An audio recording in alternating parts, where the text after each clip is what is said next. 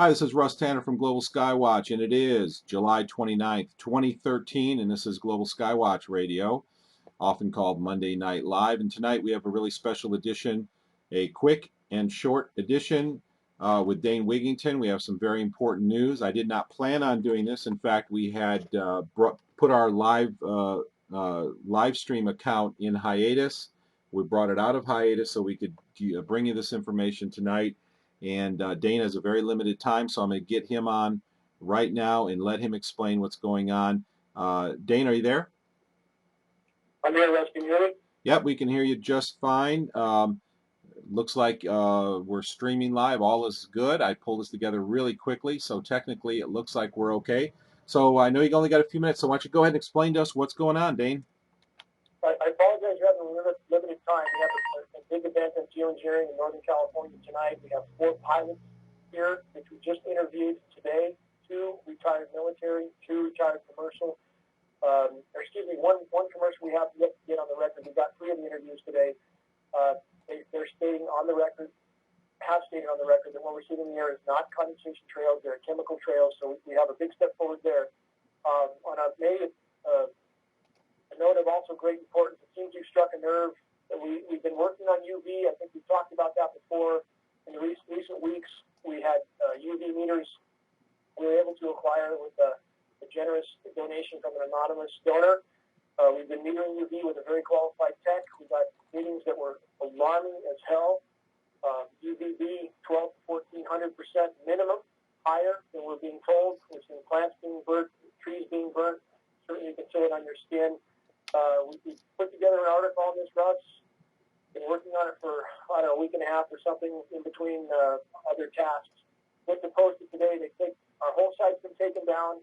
The server says they've never seen anything like this, and it certainly seems not to be a coincidence. And the point with all this is this, that everybody needs to know and help share the word that the UV issue is a huge, huge issue. It appears to be getting worse by the day.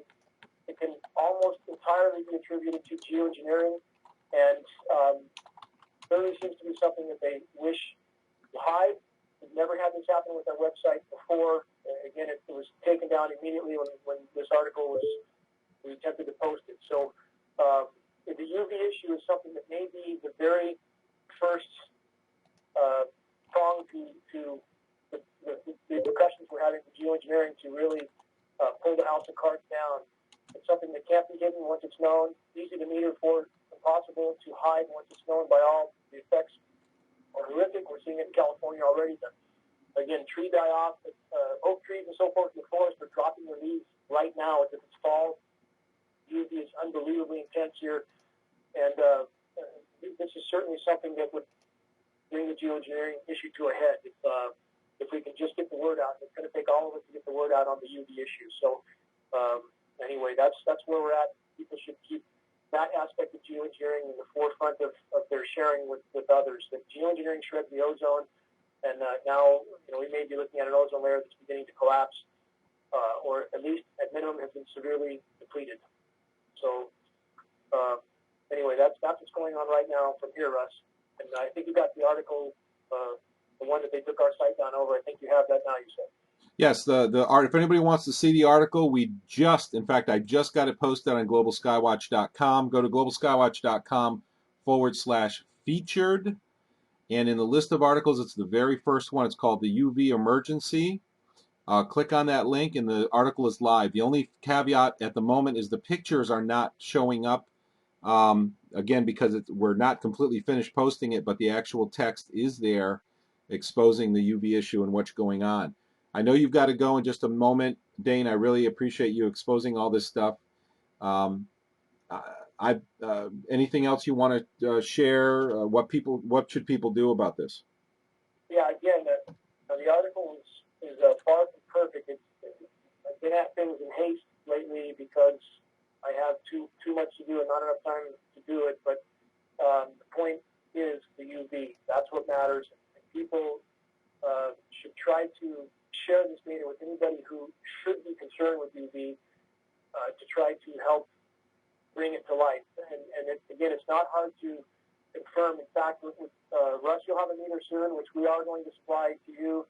and I think we'll have one in Florida now and one in Arizona. But people need to study up on the UV, just how lethal it is, and help us get the word out on that issue. That's what's imperative at this time, to get the word out on the UV that the ozone layer is severely damaged, and we're seeing astronomically high UV, and we do need to get the word out on that. So I appreciate everybody that's listening and everybody that helps with this task. And forgive me for bolting. I have an event starting in 15 minutes with George Barnes is here for Skyler Alert with me. I spent the last 2 days with him. He's interviewed the pilots. So we have a lot more data coming out soon. So hopefully we'll get a website back at some point, and we'll keep our march on. So thanks for everything you're doing, Russ. Thanks for all your help, and thanks to everybody who's listening. Great. Thank you, Dane. Have a great conference tonight, and I'd love to have you on maybe for an update real soon so we can find out what's going on. But have a good time tonight then. Thanks, Russ. Take care. All right, thank you. Bye-bye. All right, well, you just heard from Dane Wigington. I'm actually on hiatus, believe it or not. I was going to be away for the next couple months while I got caught up on business that I was doing. We actually we didn't shut it down, but we put our live stream account into hiatus mode where it wasn't costing us $50 a month. We just reactivated that about 30 minutes ago so we could do this show and get this information out. Let me just reiterate what Dane just said is that his website, geoengineeringwatch.org, was taken down immediately after this article was posted, and it's been done in such a way that they've never seen before. They think that this article the reason this article is so volatile is because once this information gets out, it's going to be very easy for anyone who can go out and spend $100 or $200 on a UV meter to back this data and this information up about what's going on. You can get a meter and see that the UV levels are high. I've got a meter coming to me. I would urge anyone to go out and buy a UV meter that measures UV A and B, and let's confirm these readings. Now, if you want to see the article that was the apparent trigger for the removal of geoengineeringwatch.com website, you can see it right now, and I ask that you copy it and repost it wherever you can. It's at globalskywatch.com/featured. If you go there, you'll see a list of featured articles in the left column, and just click on the UV emergency, and then right there you will see the complete article. Now, Dane had to go. He only had 10 minutes. He's got a big event tonight. He's working with George Barnes. They've got pilots who are spilling the beans.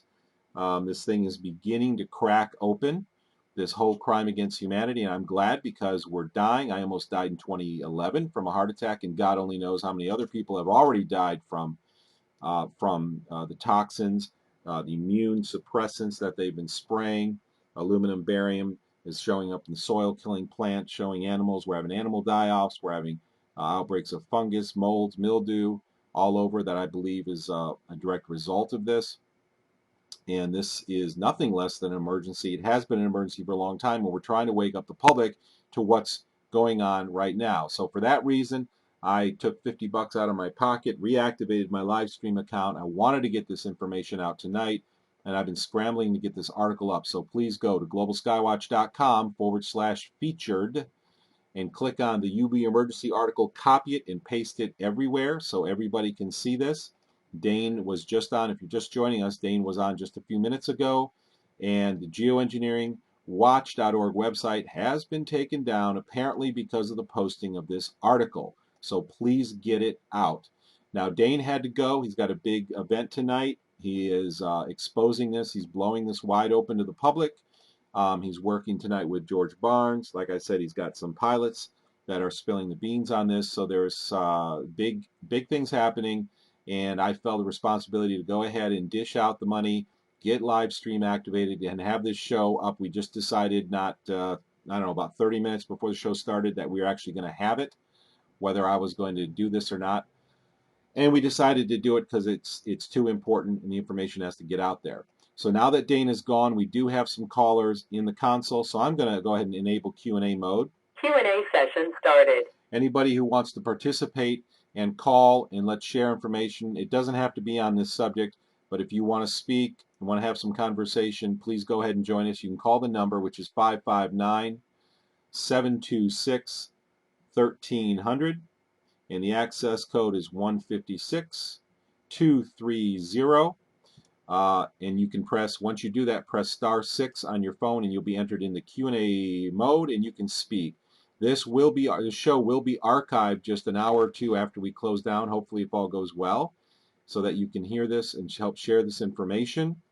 You can get to our official webpage for this, for the Global Skywatch Radio by going to globalskywatch.com/live, LIVE, and just right there's instructions for logging on, listening live, joining the chat room, or calling the call-in number. So let's go ahead and take some calls about this. Let's get this word out one last time. If you're just joining us, because the number of people is growing dramatically right now as I'm speaking. Geoengineeringwatch.org website was taken down allegedly because of an article that was just posted, which is exposing the outrageous UV levels that they have been charting in California. They're getting data from other parts of the country now, but it appears that this is possibly the primary cause of the plant damage. They're having trees, leaves are turning yellow, burning off or falling off the trees in that particular area. So we want to find out what's going on and get more data about this soon. But the article at globalskywatch.com/featured, and then click on the UV emergency. That article is the article. We posted it. We want you to copy it and repost it in other locations so we can get the word out. And hopefully they can get their website back up. Not sure what the problem is. They've been working on it for a while now. So let's see what happens here. So anyway, this is why I thought this was important enough that I needed to be on tonight and get this information out, despite the fact that I am in the middle of taking a break from the show so I can get caught up with business, because my business has suffered some setbacks because of the amount of time that I put in to activism related to geoengineering. We do have a caller. If you want to call in, please call the dial-in number. You can find that information at globalskywatch.com/live. The dial-in number will be listed in that section of our website. Call in, press *6 on your phone to enter the Q&A queue, because I really want to talk to you, hear what you have, and we'll have a little bit more conversation. It doesn't have to be on this particular topic tonight, but let's chat a little bit and catch up with what's been going on. Caller, you're on. How are you tonight? Hi, thank you, Russ. This is Lynn in Maryland. Thank you so much for doing this, and thanks to Dane. Two things. One, actually, the other day I was driving around, and I've always felt when people talked about, trees are dying from the inside out, and I have to tell you, I've actually thought, oh, that's a shame that's happening in their area. And I live in Maryland near D.C., Drone City, and God knows what else is in the sky. Weirdest clouds I've ever seen yesterday, thunderstorm stuff, never seen anything like it. But what I noticed the other day, about 4 or 5 days ago, because normally I go out in the evening, and I'm not out a lot during the day, and I'm looking at the trees going, oh my God. I've noticed that things look like they were thinning out, like even at night, because the sky is so whited out, with all the clouds, the white, bright clouds that aren't normal. Well, I've noticed that, you can really see through the trees, but what I noticed, the whole thing with the yellow leaves, it's not even August yet, but the tops of the trees, I drove to my mom's, so, 25-minute drive, and the tops of all kinds of trees are just yellow. That is so abnormal, and things are changing color, and somebody said, well, seasons change, and I said, it's not August, some leaves change, not like this, and pine trees don't change color. And there's just, where they cut out, trees for the electric wires, from phone poles. Right. But all of that is bare. It's just missing things, and you can see where there are all these limbs that are just missing leaves. It's really abnormal. So thank you. I hope that, we all can, wake people up, because actually I've pointed it out to people since I noticed it. I have two questions. One is if you have an address that you can share for anyone who's able to send you a donation to help defray the cost for you putting up the live stream tonight, and just to help if anybody is able to. And the other is if you could give a little bit of information about the meter that measures UV levels.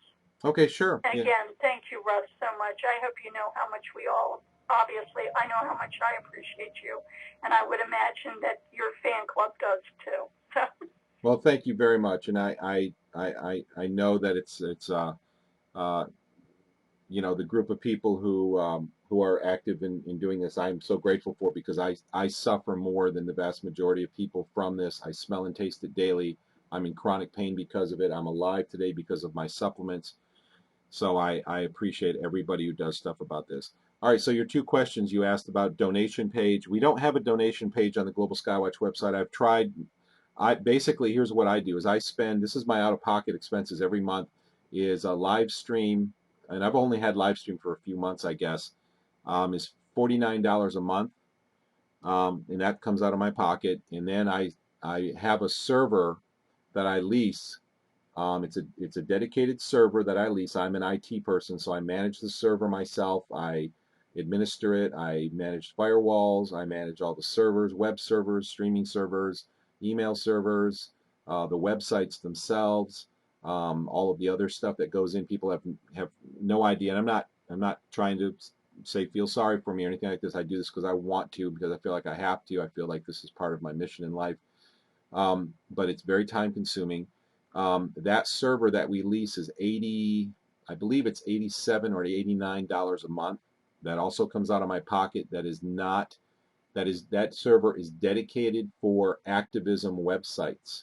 I have several activism websites like Stop Spraying Maine, globalskywatch.com, globalskywatch.net also exists, but that's used as a utility site right now. It's not actually a website that's available. And there are other websites that I have, orbisvitae.com. These are high volume sites. Orbis Vitae receives about 1,000 unique visitors a day, and that has all kinds of information about various government corruption. I'm not against government. I like government.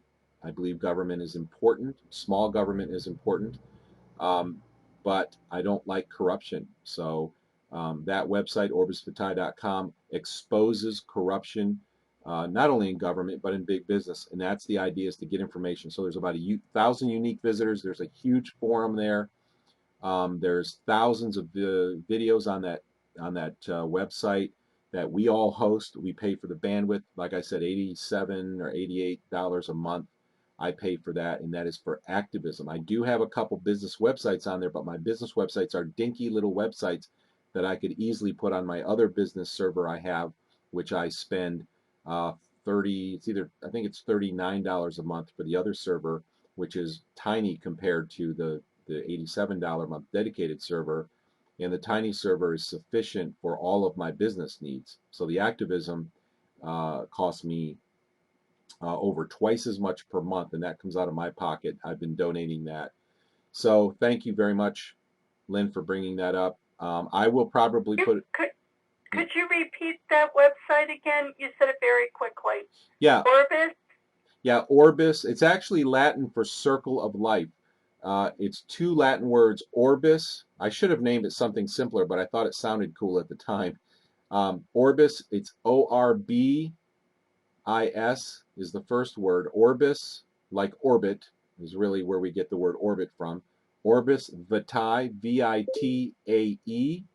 Vitae is Latin for life. So Orbis Vitae, circlelife.com.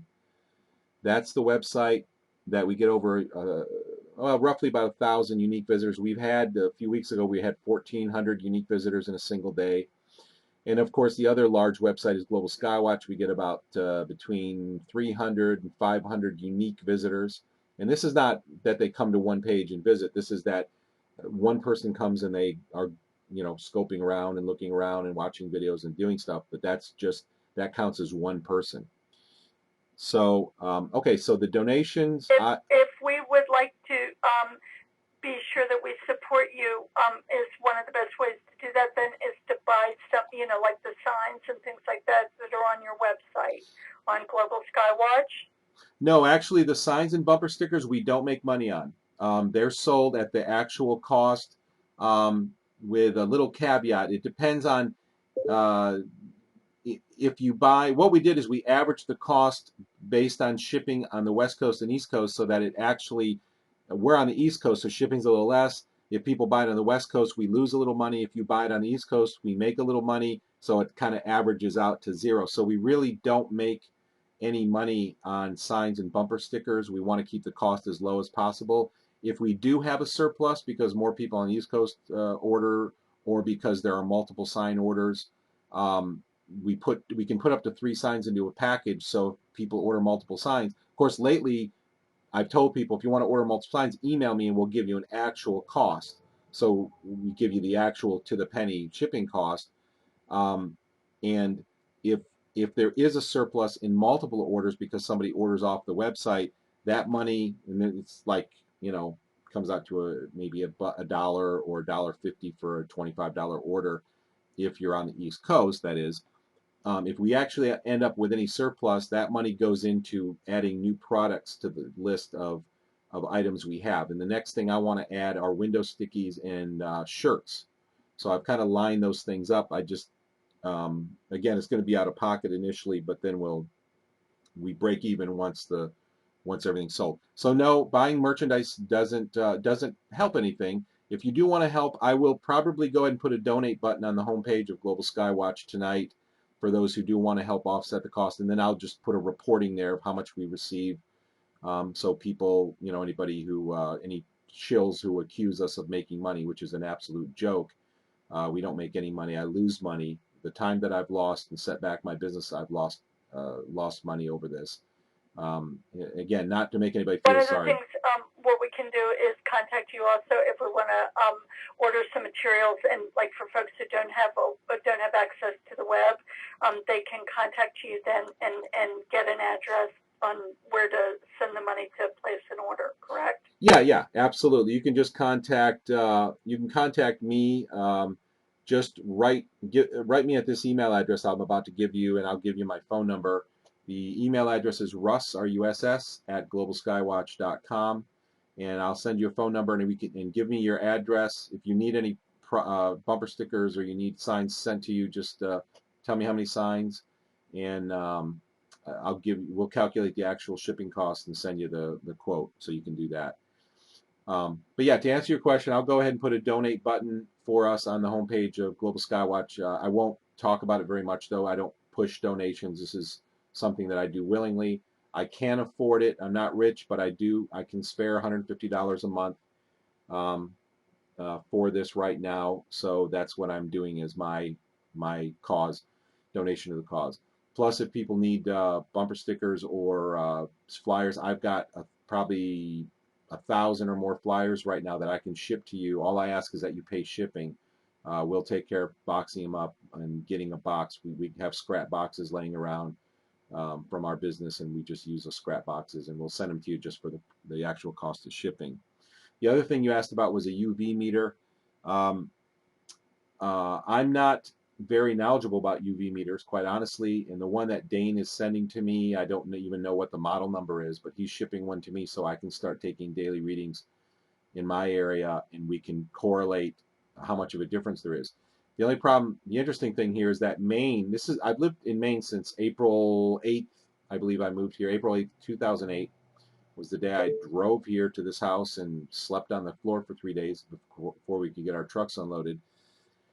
Every year we've lived here, this year, the last 6 months have been more rainy than I have ever seen. We have more overcast days. I mean, more days are overcast than are clear. So it's been really dramatically different than it has been in the past. So the UV meters, I don't know. I will probably put up a page once I learn more. I will talk to Dane actually and get some recommendations from him and Francis Mengels and find out what we should have. And if other people want to start sharing data, maybe we can put up a page where everybody can share data. and buy meters inexpensively. So that's what we'll That's do. perfect. Thank you. Thanks for everything you do, and again, thanks to Dane as well. Thanks. It is getting worse. Whatever's going on, it's really not good. Yes, you're absolutely right. It is getting worse. I mean, it's actually frightening. So, people, yeah, you're welcome. You have a good night. If you want to talk again, just press *6 on your phone. No, I want to listen. So thank you so much. You got it. You're welcome. Thank you for all you do too. I appreciate all your support. Emotional support is very valuable to me also. So I appreciate that. All right. So back to recap. We've had a whole bunch of people join us. The geoengineeringwatch.org website has been disabled. This is the biggest, most busy website that exposes geoengineering to the world. Our website is probably second or third. I think aircraft.org, between aircraft.org and ours, we're probably in the same ballpark. Geoengineeringwatch.org is Dane Wigington's site. Yvonne manages the site. Dane, to recap for those who just joined us, Dane had posted a article called Geoengineering is Destroying the Ozone Layer. They have been taking ultraviolet intensity readings over a period of time, and they are ready. They finally felt that they were ready to expose to the world that the UV levels are off the charts. They're way beyond what's being reported, and that it is killing the plants in that area. And Dane owns some acreage out there, and he's seeing his land become decimated. That's the word he always uses. And he believes a big part of it that has been not spoken about up to this point is the UV that is being that is able to get through the atmosphere because the ozone layer is being destroyed by geoengineering. This article was posted earlier today, and their website consequently has gone down in a way they've never seen before. And Dane called me about this, and they fortunately got copies of the article out by email to a couple people. I was one of them, so I said, Dane, come on the show tonight. He came on for 10 minutes right at 8:30, gave us a little rundown of what's going on. Their site was taken down, and he thinks that that's in connection with the posting of this article. So I reactivated our live stream account so we could get this information out tonight.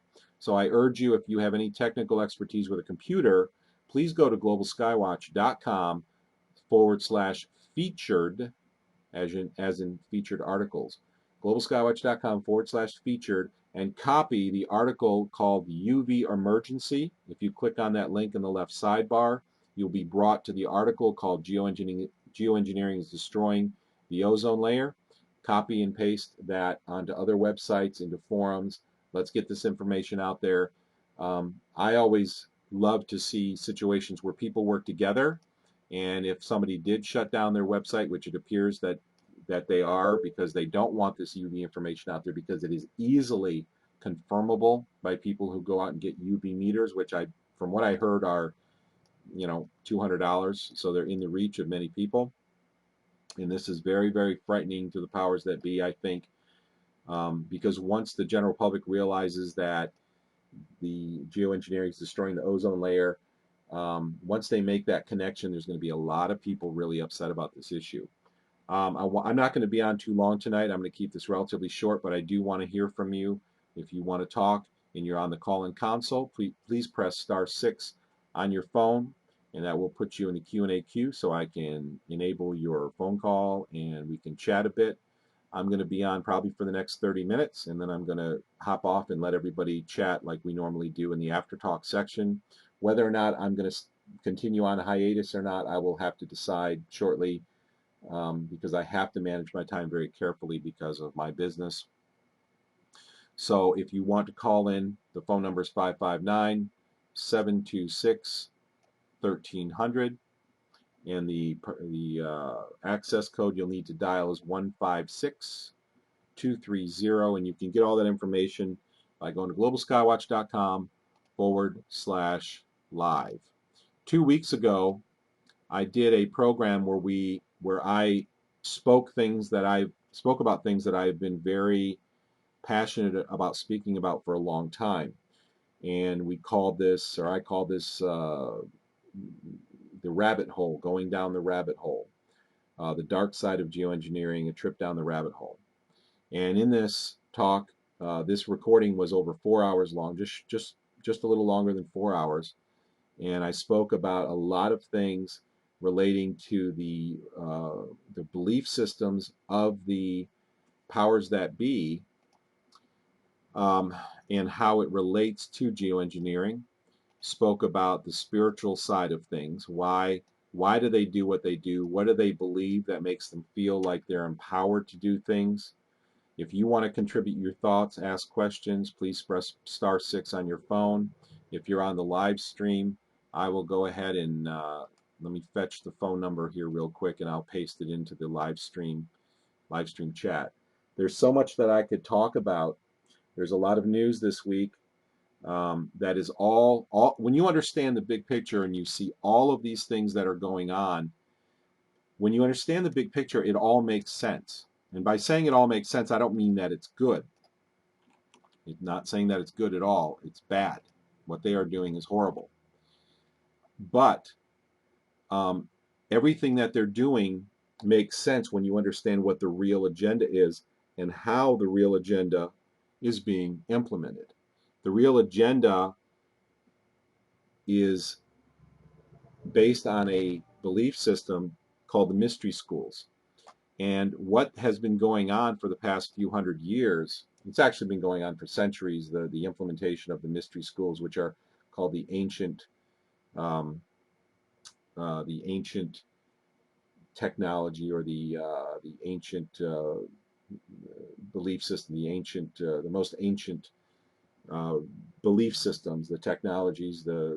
This all relates to things like sacred geometry, which you may hear about a lot. People like Manly Palmer Hall is someone who promotes the mystery schools. And I've seen people on Facebook and online in general who support and listen to these things. And that the problem with what they're promoting about the mystery schools is it's very, very deceptive. Is they make it sound wonderful. It's almost like the New World Order. They're saying the New World Order is all about the spiritual ascension of mankind. The New World Order is all about, gaining new abilities, and we're about to ascend, and there's, and of course during any time of transition there's a lot of turmoil. This is what they tell you. They don't tell you what's really going on behind the scenes, because it's actually very, very horrible. And this whole concept of a new world government, a central world government, is being implemented in because of a basic human principle. It's very difficult to get a large number of people to participate in a conspiracy, and for that reason, what they had to do is they had to actually create methods for recruiting people. And as they recruited people, they didn't tell them everything. They let you graduate, like in the Masonic fraternity, for instance. You're taught a little bit in the beginning, and you're taught a little bit more as you graduate, and a little bit more. You don't really know the big picture. In fact, I met a couple years ago a local 32nd degree Mason, and he asked me to be part of the Masonic Lodge locally. And I declined because I said I can't, because of my personal beliefs, I cannot participate in that system. And he told me that he doesn't believe a lot of this stuff that's online, that's being talked about online, where people are saying that Masons are, Luciferians, because he knows 32nd and 33rd degree Masons, and they don't know about this stuff.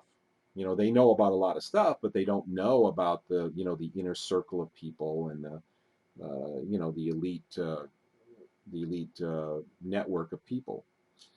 And so I couldn't really explain this to him, because he actually got angry about even the thought of this. And you can't get emotional when you're looking for truth. You have to be dispassionate, like scientists are supposed to be dispassionate. Because the way that it really works is, as you graduate your way up system, if you become a 32nd or 33rd degree, there's still so much you don't know. And you're only going to learn about the conspiratorial elements if you're invited in. So really what this is, what these fraternities are, is they serve multiple purposes, but their primary function is a recruiting mechanism. Because if you make it all the way up to the high degrees and you have not encountered anything that causes you to have a conscience issue, and you have the right temperament and the right outlook, then they will consider inviting you in to the upper degrees. But you have to be invited. Just like in order to join the lodge, you have to be invited. Of course, I never was invited before. I just received this invite a couple of years ago. Very nice guy, he was a very nice guy, and he just didn't understand what was going on behind the scenes, and he thought all this internet hype was baloney. But I never could explain to him because he was too emotional about it, really what was going on. So the thing is that if you're going to pull off a large-scale conspiracy, and I use the word conspiracy openly because that's exactly what it is. There are conspiracies all over. I mean, 95 or more % of white-collar crime are conspiracies. They involve 2 or more people. Conspiracies exist all over the place. But if you're going to carry off a global conspiracy, which those who are educated understand is going on, it is a power grab. The New World Order, that terminology which has been used by almost every president for the last at least 20, 30 years. It's been used by presidents before that, and politicians and people in high positions in corporate management. In order to pull off this type of a conspiracy, you have to have a lot of people involved. So this is what they're doing, is they set up all of these religions and fraternity. I'm not talking about every religion, but I'm talking about many religions have been set up to indoctrinate people into a belief system that will make them accepting of a new world order, or at least accepting of certain aspects of it. And then they use those organizations, those clubs, those religions, or those fraternities as recruiting mechanisms so they can get more and more people on the inside. But in order to get all these people involved, there has to be a benefit to the individual people. So many people know if you join some of these fraternities, you'll get business preferences, you'll meet other people who are prominent in the local economy, and so there are some very real benefits. And if you don't understand the deeper aspects of what's going on, you won't object to it. If you don't have a biblical background, for instance, or you don't understand the Luciferian part of it, even though it's subtle in the beginning, it's subtle, and it becomes less subtle as you go up through the layers, through the degrees. If you don't have that background, then you won't see anything wrong with it. But if you do have that background, and I have that background, so when I was invited a couple of years ago, I had to say no, because I can't do that, because I know too much about what's going on. So anyway, so this is a recruiting mechanism, but the recruiting mechanism had to be designed in order to get all these people working together and to indoctrinate them to some level. And this is what evil does. This is how it works, is that if you can't get somebody to fully agree with you, well, there's still an advantage to have people partially agree with you. So there are degrees, there are layers, there are different, a whole array of clubs that you can join that are involved in this, that will indoctrinate you into it. And they provide personal benefits for your business and for your life. And so they depend on the personal selfishness and the ignorance of people to be involved in this. And these people eventually, in some level or another, may provide some benefit to the larger conspiracy, which is a New World Order, which is a central socialistic government. Now, why do they want a central socialistic government? They want a central socialistic government for this reason. It's very hard to coordinate large groups of people in a corrupt conspiracy. You're going to have whistleblowers. You're going to have people have crisis of conscience. They're going to fall out. They're going to turn on you. You're going to have coups. And you want to eliminate this. Now, right now, they're in a vulnerable, and have been a long time in a vulnerable position, which is why secret societies are secret, because they're vulnerable when they're secret. They're vulnerable because it's a conspiracy that involves a lot of people on one level or another. But the reason you want to centralize this in order for it to be successful is because you cannot keep too many people quiet in a corrupt plan, conspiratorial plan, forever. So you have to make a transition between the secret mode and the public mode as quickly as possible. And that's what we're seeing happen right now. And this is a warning sign to me because I know the big plan. I understand the big picture. This is a really, really big warning sign to me that big things are going to happen soon. I don't know how soon, but the writing is on the wall. The signs are right in front of us because they're making their big move right now. And their big move is this. It involves these aspects of it. It involves the very rapid transition from a large, disconnected yet loosely connected network of people into a centralized system. It involves the passing of laws that allow for the disarmament of the common people, the weakening of the economy. It involves putting intelligent people and dissidents. A dissident in music is a note that doesn't harmonize with the other notes being played.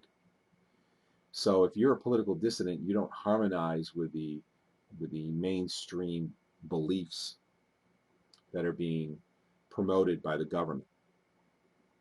Now, political dissidence is the birthplace of America. Of course, I know there are other elements to it, but there's a lot to that story. But nevertheless, that philosophy was at the root of the people coming to this country, the belief that getting away from tyranny. So, these are many of the elements. What you have to do is you have to take the undesirables out of the public arena because they make noise, they teach things, they wake that the government doesn't want taught. And I'm not against government, but the corrupt elements of government don't want taught. The principles of fundamental principles of freedom and property ownership have been eroded away for decades. And if you restore those beliefs, you actually take power away from the conspirators. Because if you regain your rights and your power, those personal rights are not lost or gained. It's a zero-sum game. If you lose those, somebody else is getting them. If you gain them, somebody else is losing them. And those powers have been collected and centralized.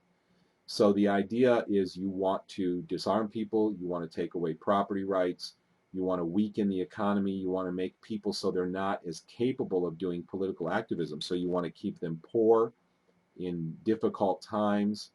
You want to give them every temptation to weaken their personal resolve. So you want to destroy the family. You want to try to get as many people doing drugs as possible. All of these things have been promoted for the reason of weakening the fabric of society so that you can have a small group of people who can overpower society in their own plan to centralize government. So this is what we see going on. Now, removing dissidences, we see FEMA camps right now. This is what Stalin did. I mean, this is what other historic figures did, is they took away the people who were speaking the truth.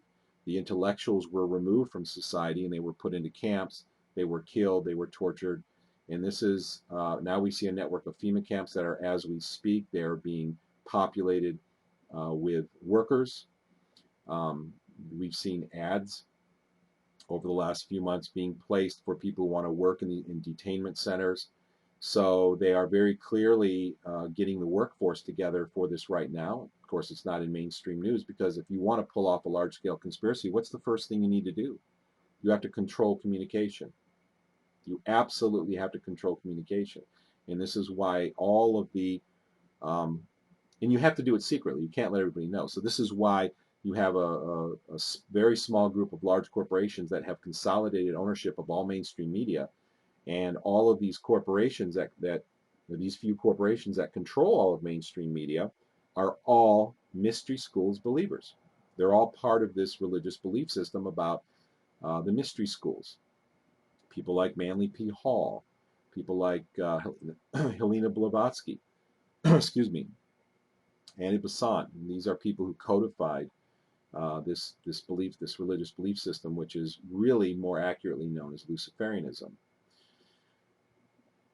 This is going on right now in the world today, and it's not something that I want to talk about or make up because I want attention, because I really don't like doing this. It's not my first choice of what I wanted to do with my life at all. I never saw myself doing this.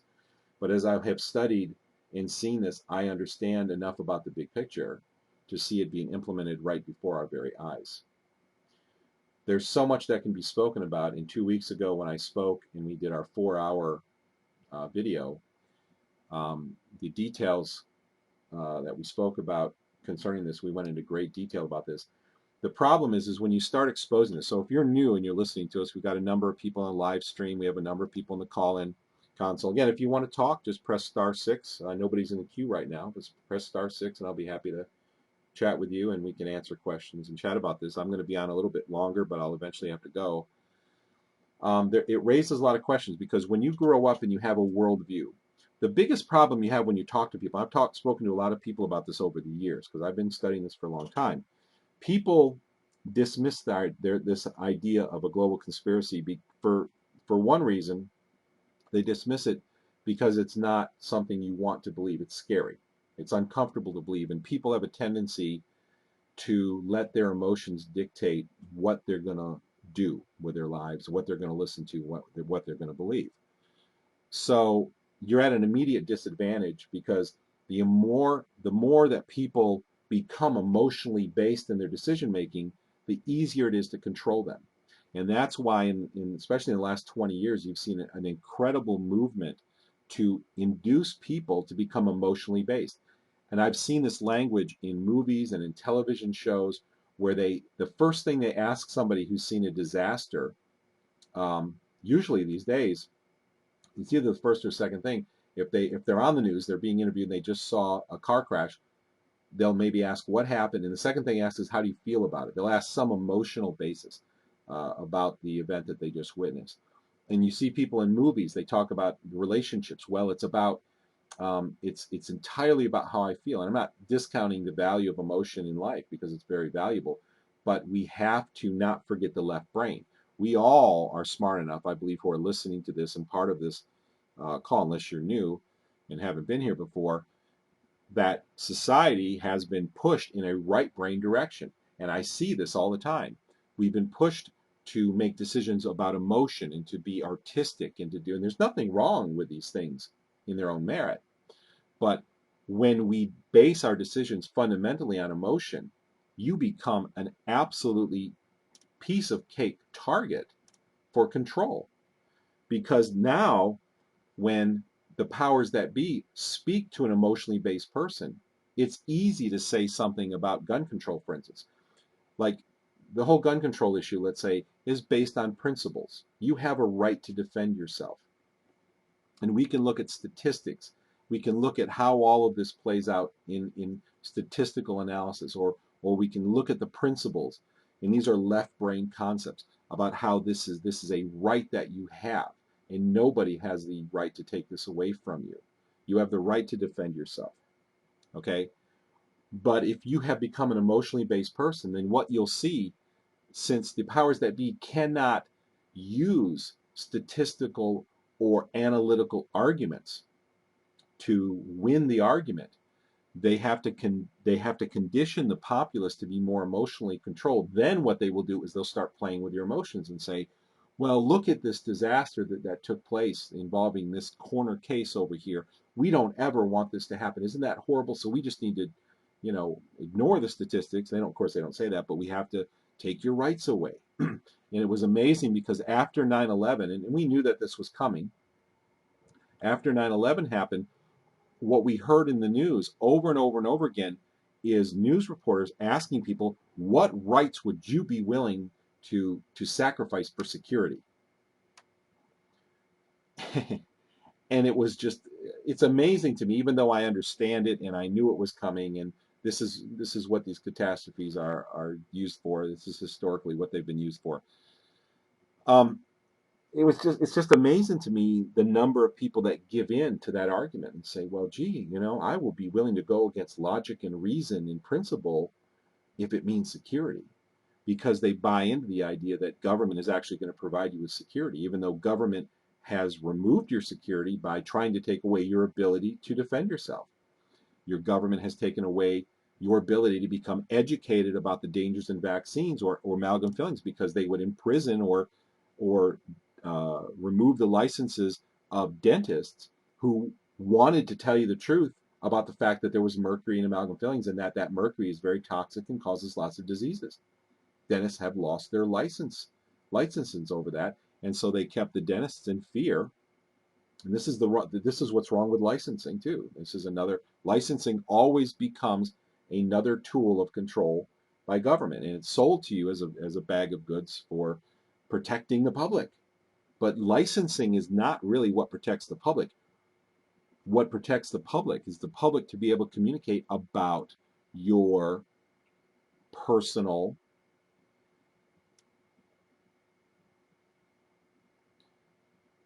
reputation. And this is why I've talked a lot about it's not licensing that's going to protect you, it's reputation. When you have a person of good character, a person of moral fiber, a person who stands on principles, and they show a history of that, they become someone who is more trusted, more trustworthy. They have a reputation, they become a reputable person.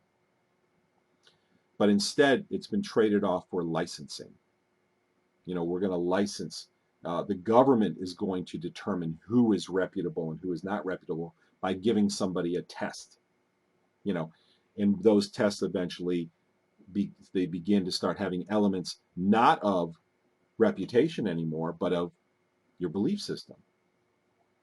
In other words, if you're a dentist, you can't believe, or at least express the belief, that amalgam fillings cause disease in people.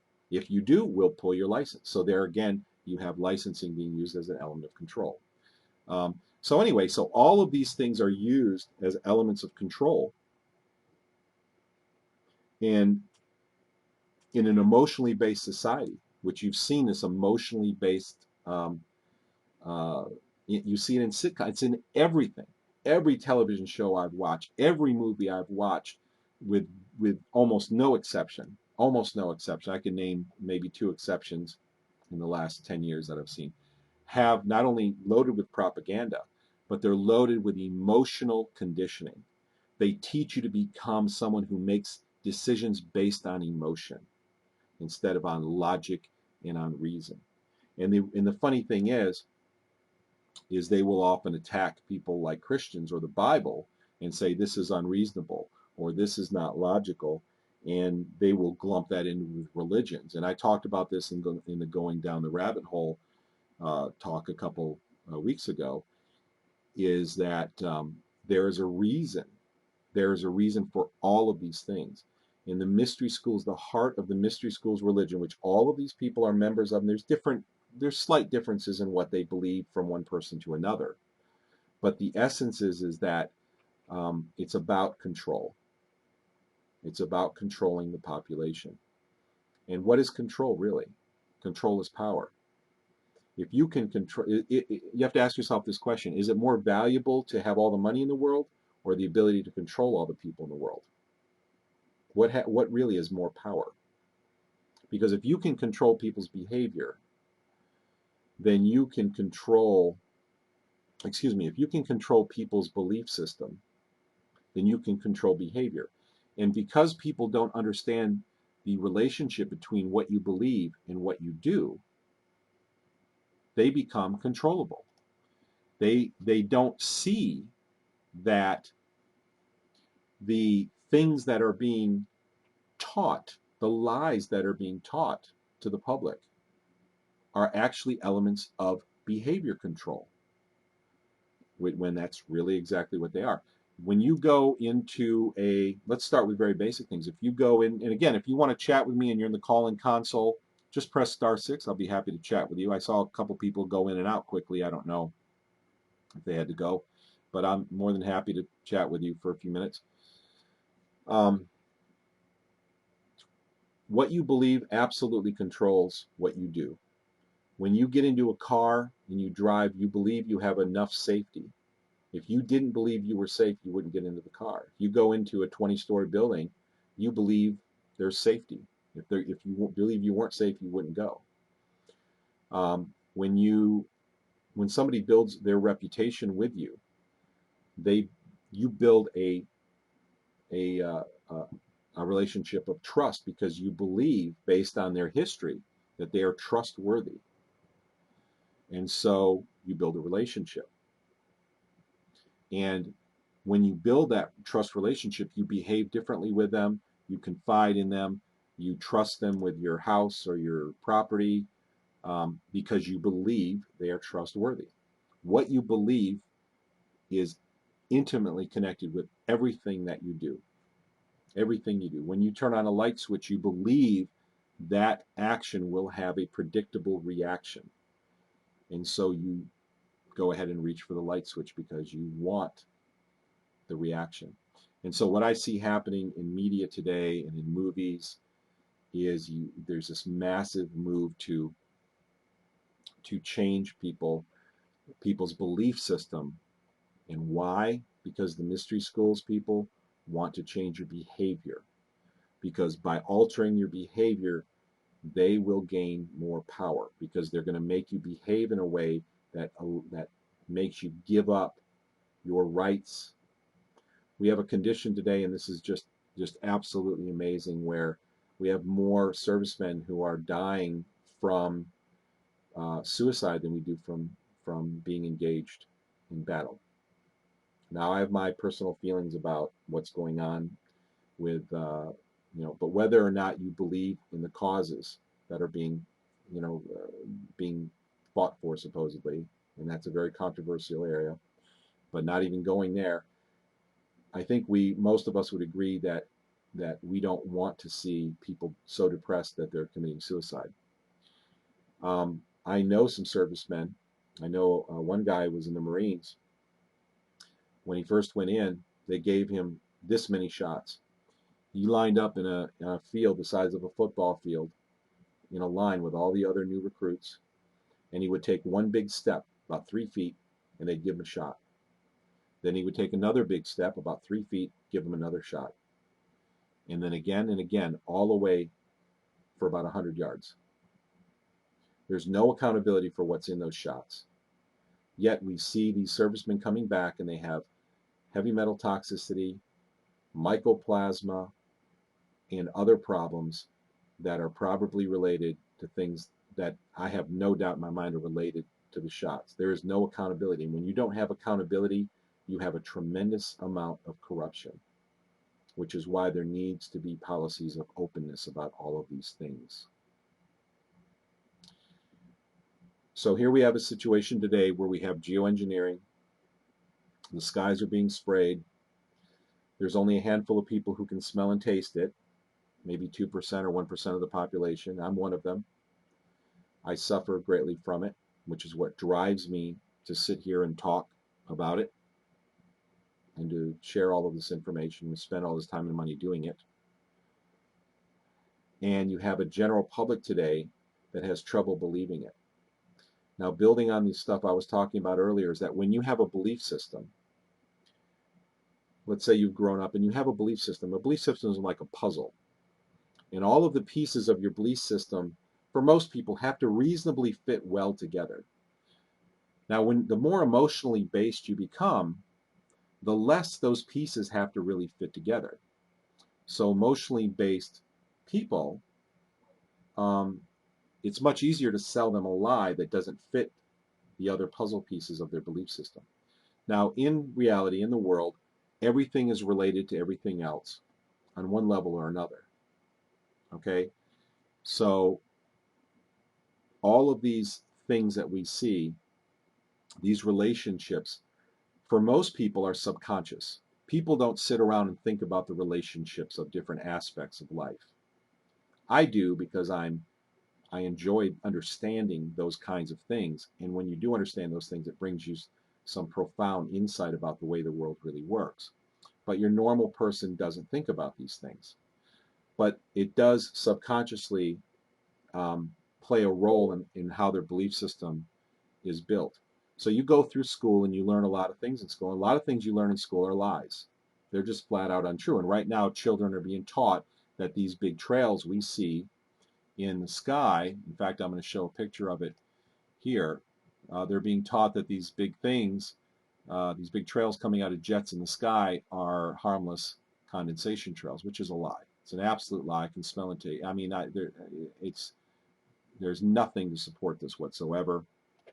It's an absolute lie. We have tons of evidence about what's going on. You know, anyone who has the courage to face this issue will become a convert in about 15 minutes of looking at evidence. That's about all it will take. So if you don't, well, I'll get to that in a second. So here's a picture right now. If you're looking at the live stream, you see a child looking at a NASA sky chart, which is telling them, which has mostly pictures of what I call geoengineering fallout or geoengineering artifacts. These are aerial cloud artifacts that are left over as remnants of geoengineering, of spraying the sky. And most of the pictures in that cloud chart, because I have a big printout of that cloud chart myself, have nothing to do with natural clouds, but the chart says nothing about that. And then you have other books that show pictures of actual trails being left by jets, and they're being told that these are harmless condensation trails, which is a lie. It's an absolute lie. We're living in a time like no other in history. They're trying to sell this lie to your children. It's just amazing. The public needs to wake up and realize this. All right. So what happens is you go through school and you're taught, you gain a worldview as you grow up. And many things you grow up believing are not really true, but because you're largely emotionally based, all the puzzle pieces don't have to fit perfectly, but they do have to fit pretty well. Otherwise, you'll kind of recognize that something doesn't fit. Now, when somebody comes along and tries to tell you something about conspiracies, they may say, well, if this child, let me give an example, if this child we see in this picture was brought up and believes that those trails in the sky are harmless condensation trails, then when somebody comes along and says, well, no, they're not, they're chemicals, being sprayed by jets, the child is going to think that that's ridiculous. And the reason they're going to think that's ridiculous is because this child has not only been taught this in school, which is the first planting of the lie, but what they will do is they'll go to great lengths to anchor this lie. And these stories that they're told, these lies are often called anchor stories, not to be confused with anchor stories on your nightly news, but they're anchor stories used in deception. And what they'll do to plant anchor stories is they'll say, all of these trails that we see in the sky, during 9/11, all the jets were grounded, and all of these trails went away, and of course, in many places in the United States, they didn't even see these trails at 9/11. They didn't even exist yet in many areas. In the area I lived in, they didn't. We didn't see them start appearing until 2005. But they'll use these lies. They'll use these other anchor stories to make the lie more believable. So they'll say, look, the temperature of the Earth increased during that time or decreased. They'll say something about how it affects the temperature, and people, the more they hear these anchor stories. Let me give you a really good example of one, because that's I'm not getting into too much detail, but like Bin Laden being killed. Okay, this was amazing. They kill Bin Laden. They don't save the body. It's just amazing. There's been other, if you understand this and you've been keeping up with something, you can see that the Bin Laden story was extremely full of holes from the very beginning. Bin Laden being killed. Well, if you went to the CNN website, it's just comical because I understand how this works, because if it wasn't so serious, it would be comical. I looked at this and they had literally like 8 anchor stories, and they ran them for weeks. They'll have not just the Bin Laden death, but what about the wife of Bin Laden? What about the helicopter crew? What about they'll have all of these little stories about how people reacted and responded to this event. And it just, to the person who's not really aware of how this works, it makes that lie undeniable, because the central piece of the puzzle is the Bin Laden story, and then there's another piece that they sell to you that fits right in, that says, oh, well, a friend of Bin Laden was so sad, and look how depressed he is, and he is mourning the loss, and that's another piece of the puzzle that holds that lie into place. And then they have another lie about one of the SEAL team, one of the members who were in the squad that captured him, tells a little story and said, and you don't know that because they can make anything up. You don't know what this guy really said unless you see him in a video, and even then you don't know if he's telling the truth. You have to understand what you don't know, but nevertheless, they will have this other story about his little experience, and they'll get into little details about it, and you don't know if any of this is true. It's could be completely made up, and I've seen this happen where they completely make up things about story. I mean, it's very commonplace. So that's another piece of the puzzle that holds the central lying piece of the puzzle in place. And they build this whole network of little lies around the big central lie, and it all fits nice and neatly together.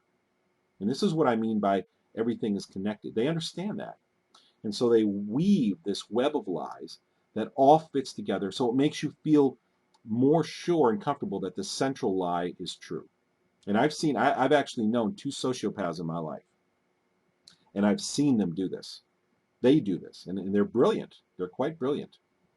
Um, it's just fascinating to see this. But this is actually what they'll do in mainstream media when they're trying to sell the public a lie.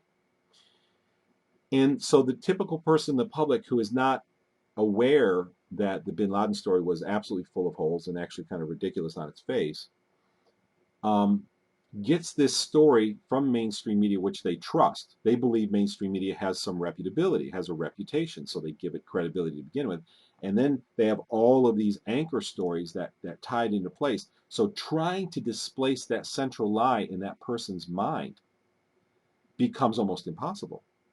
Because when you say to them, well, bin Laden was already dead, for instance, because that's one of the more credible pieces of information that was going around, and is much more likely based on the evidence that we have that he was dead a long time. When you bring that up to somebody, they'll immediately deny it, say that can't be true because of this, and this, and this. And when they say this, this, and this, they're referring to anchor stories. I already know this, and I already know this, and I already know this. So that can't be. He must have been. It must have happened just the way I was told by CNN, because look at all this other stuff. But the thing is they're not being intelligent enough to realize that those other things could be totally fabricated as well. And in fact, that's exactly how they work. They build all of these fabricated stories around the central fabricated story in order to anchor the story and make it absolutely believable. This is how the world really works. Now, with geoengineering, here's a picture, if you're watching the live stream, of a child learning about the spraying, the plumes in the sky left by jets. And he's learning a lie. And these children are being taught to go outside and actually count the trails in the sky and keep a record of them and notice how they spread out and notice how they affect the weather. And this is another lying technique called concession. What you do is you tell your central lie. There's 2 techniques I'm talking about here. Let me just talk about one at a time. So you have this lie that you're trying to sell to this child about these lines in the sky. One of the ways you anchor that is you make them go out and they observe it. And this is a technique called overcompensation. Is what you do is you put the lie so directly in somebody's face that they have a hard time believing it's a lie.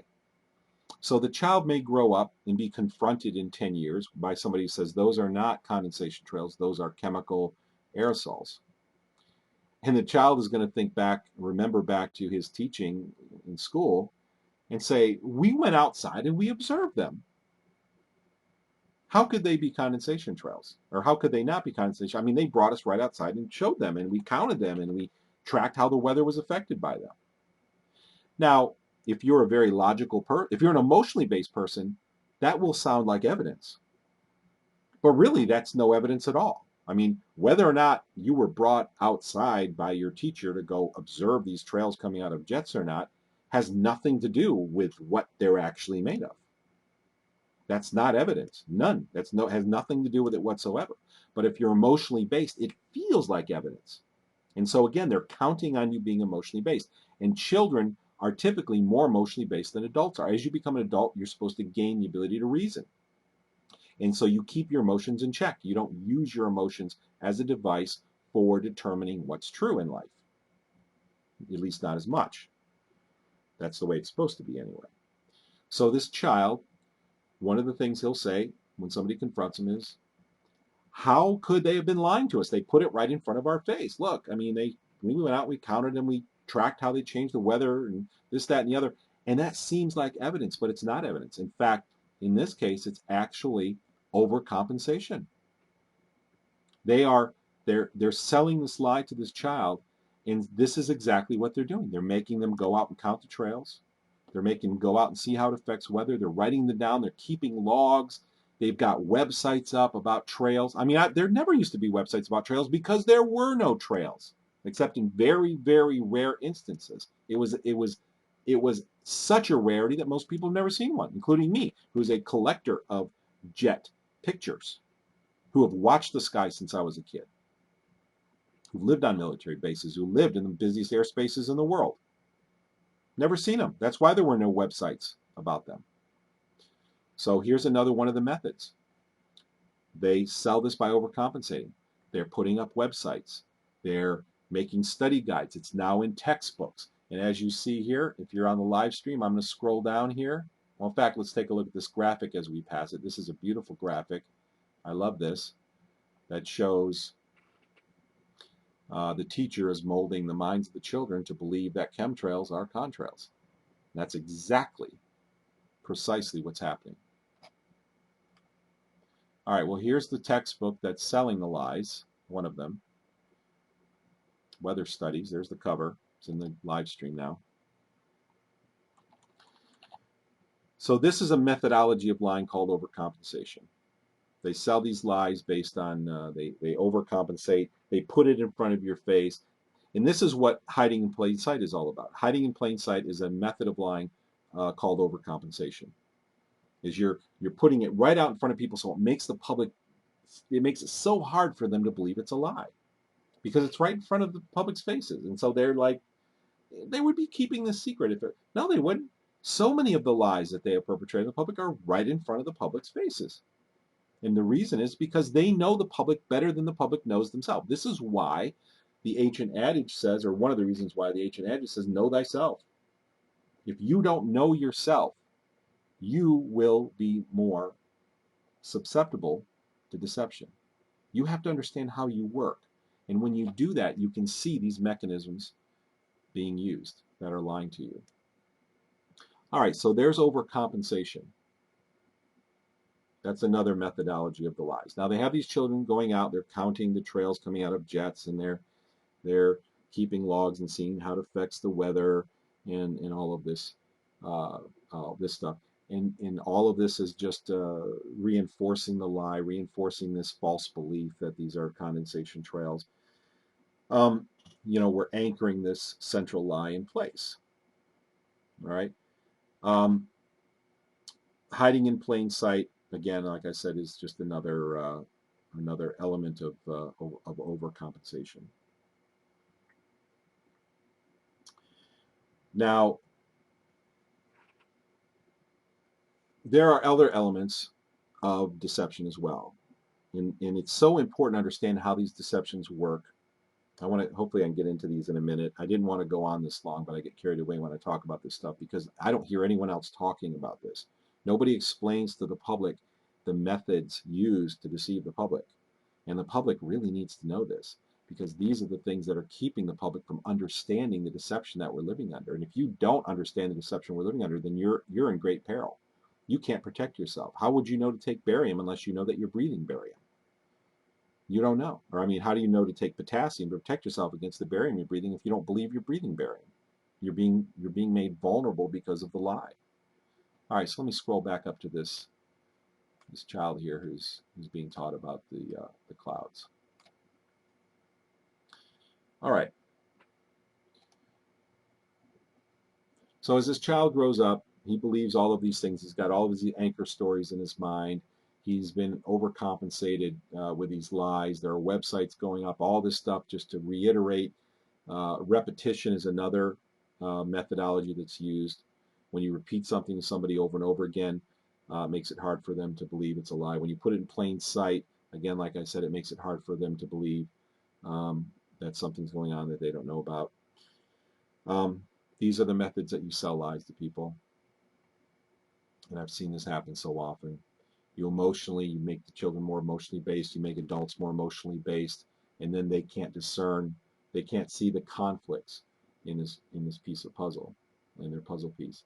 And when you go and tell them, just to reiterate a little bit, when you try to tell them, hey, these aren't condensation trails, these are actual chemical aerosols, then the child will say, well, this, for me to accept what you're saying, contradicts these other pieces of the puzzle that are holding this central belief in place. It contradicts the fact that we went out and we observed these things.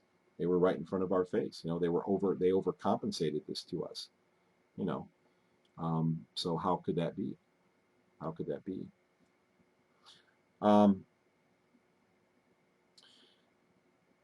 People also need to know about controlled regulation,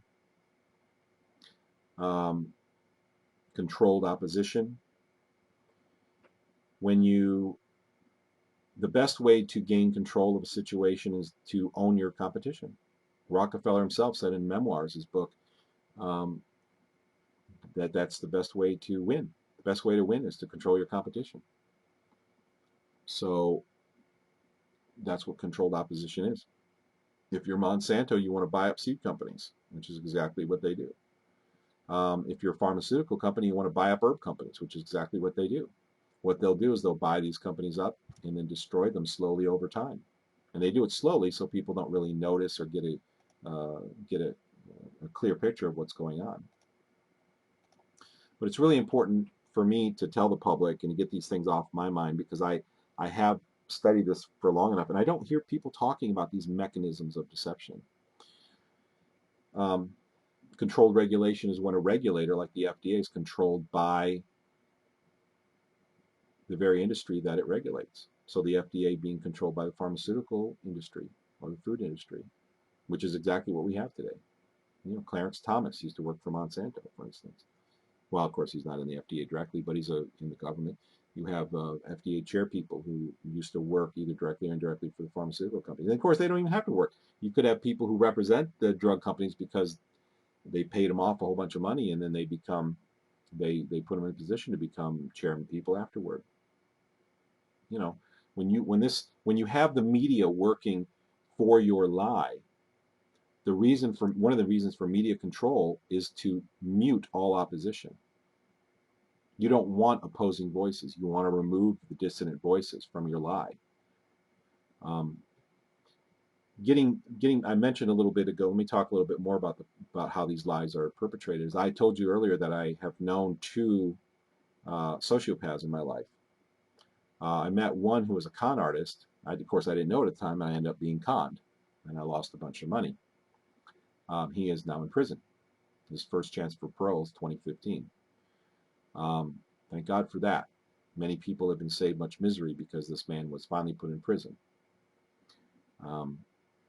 I knew another con artist who I actually leased a room to when I was working at a community college in Florida.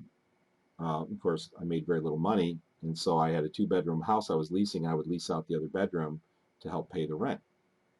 And I got one guy, and this is important for understanding how lies work. You've got to understand how this works so you can watch news, you can watch these spun stories intelligently, because they use techniques that sociopaths use. So this guy, I remember his name to this day, but won't use it. This guy moved in. He seemed like a great guy. You know, he's like, before you're going to lease a room to somebody, you interview them and talk to them. You want to make sure that they're cool and they're not going to be weirdos or anything. So I did. And this guy was great, cool. Everything was good. Moved in, and shortly after he moved in, he started making friends with some of my friends, which I was fine with. I don't care, And then they even started going out and doing things, and sometimes it wouldn't include me. And of course, that's fine because sometimes I was busy and going out and doing other things too. But to make a long story short, what this sociopath eventually did is, well, let me tell you how the story unfolded from my perspective. Is my friends started distancing themselves from me a little bit, and I started noticing that. And they weren't coming around. They were going out with him all the time. He basically stole my friends, so to speak. And I was just thinking that was weird. I'm like, what's going on? So finally, after reaching out to some of my friends and kind of being ignored for a while, I finally had a conversation with one of them, and we uncovered a lie that he told to him. The sociopath had lied to one of my friends.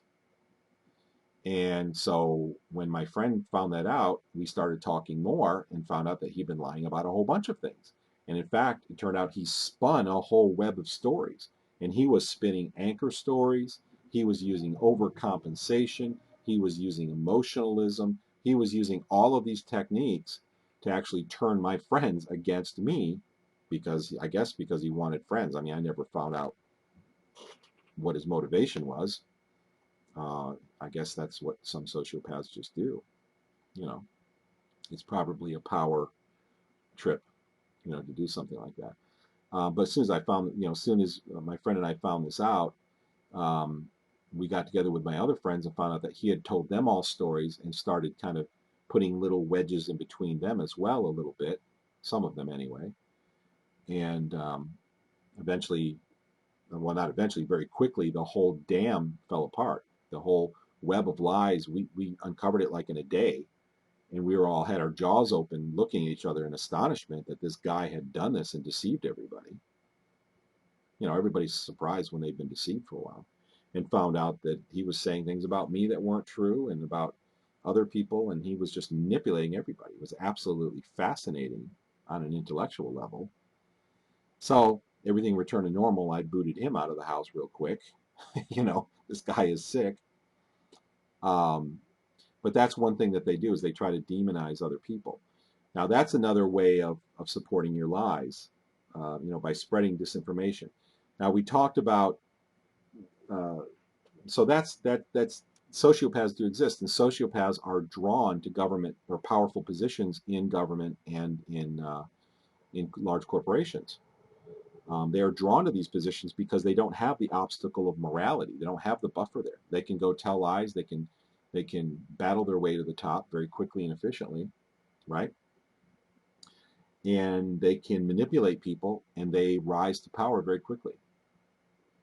And that's the sad truth. And this is why you need to hold the feet of government to the fire, because it attracts corruption. Positions of power attract corruption. I'll never forget years and years ago, when I used to watch Donahue when I was in my 20s. I didn't really like him because he was very spread a lot of disinformation. I mean, he's working for them. That's why he has a show.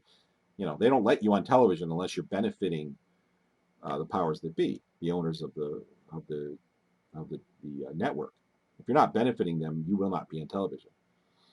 It doesn't mean that every single one of them are corrupt. They may give you a show if you serve some benefit for a while, but that's another story. Anyway, it's another method. Let me just get back to this. It's another methodology of deception that people need to be aware of. You have this child. Here's one of the. This is let me talk about the last resort of deception. We've talked about overcompensation. Um, we've talked about anchor stories and how these are used to build people's worldview so that it makes any part of the puzzle, any part of your worldview taken apart. If you try to change one piece, it doesn't fit in the puzzle. One of the last resorts, and this is what's happening right now, is that child. Now, if you're looking at the stream, you see the child looking at the NASA cloud chart here. What's happening now, and this is one of the latter stages of great deceptions like this, is changing history. And this is one thing I had a debate with a pilot recently, and it's just amazing. I'll get to that in a second. Changing history. Let me stay on task here because I often try to include too much information. Changing history is something you try to do is that when the history doesn't make your false worldview that you're trying to sell the public fit together, then you change history to fit.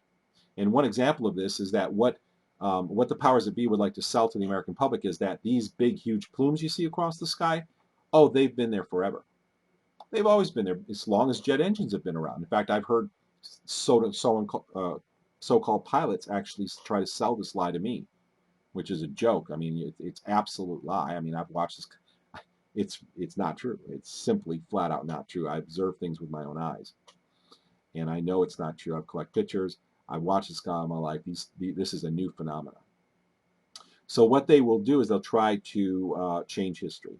They'll say that these plumes have been there forever, for instance. Okay, that's another element of selling deception to the public. And so what you'll see, and I'm predicting this will happen eventually, but it won't happen as quickly as we think it will. They will try to insert chemtrails into old movies, right? Say, oh, look, see, it's in that old movie. It's been there forever. See?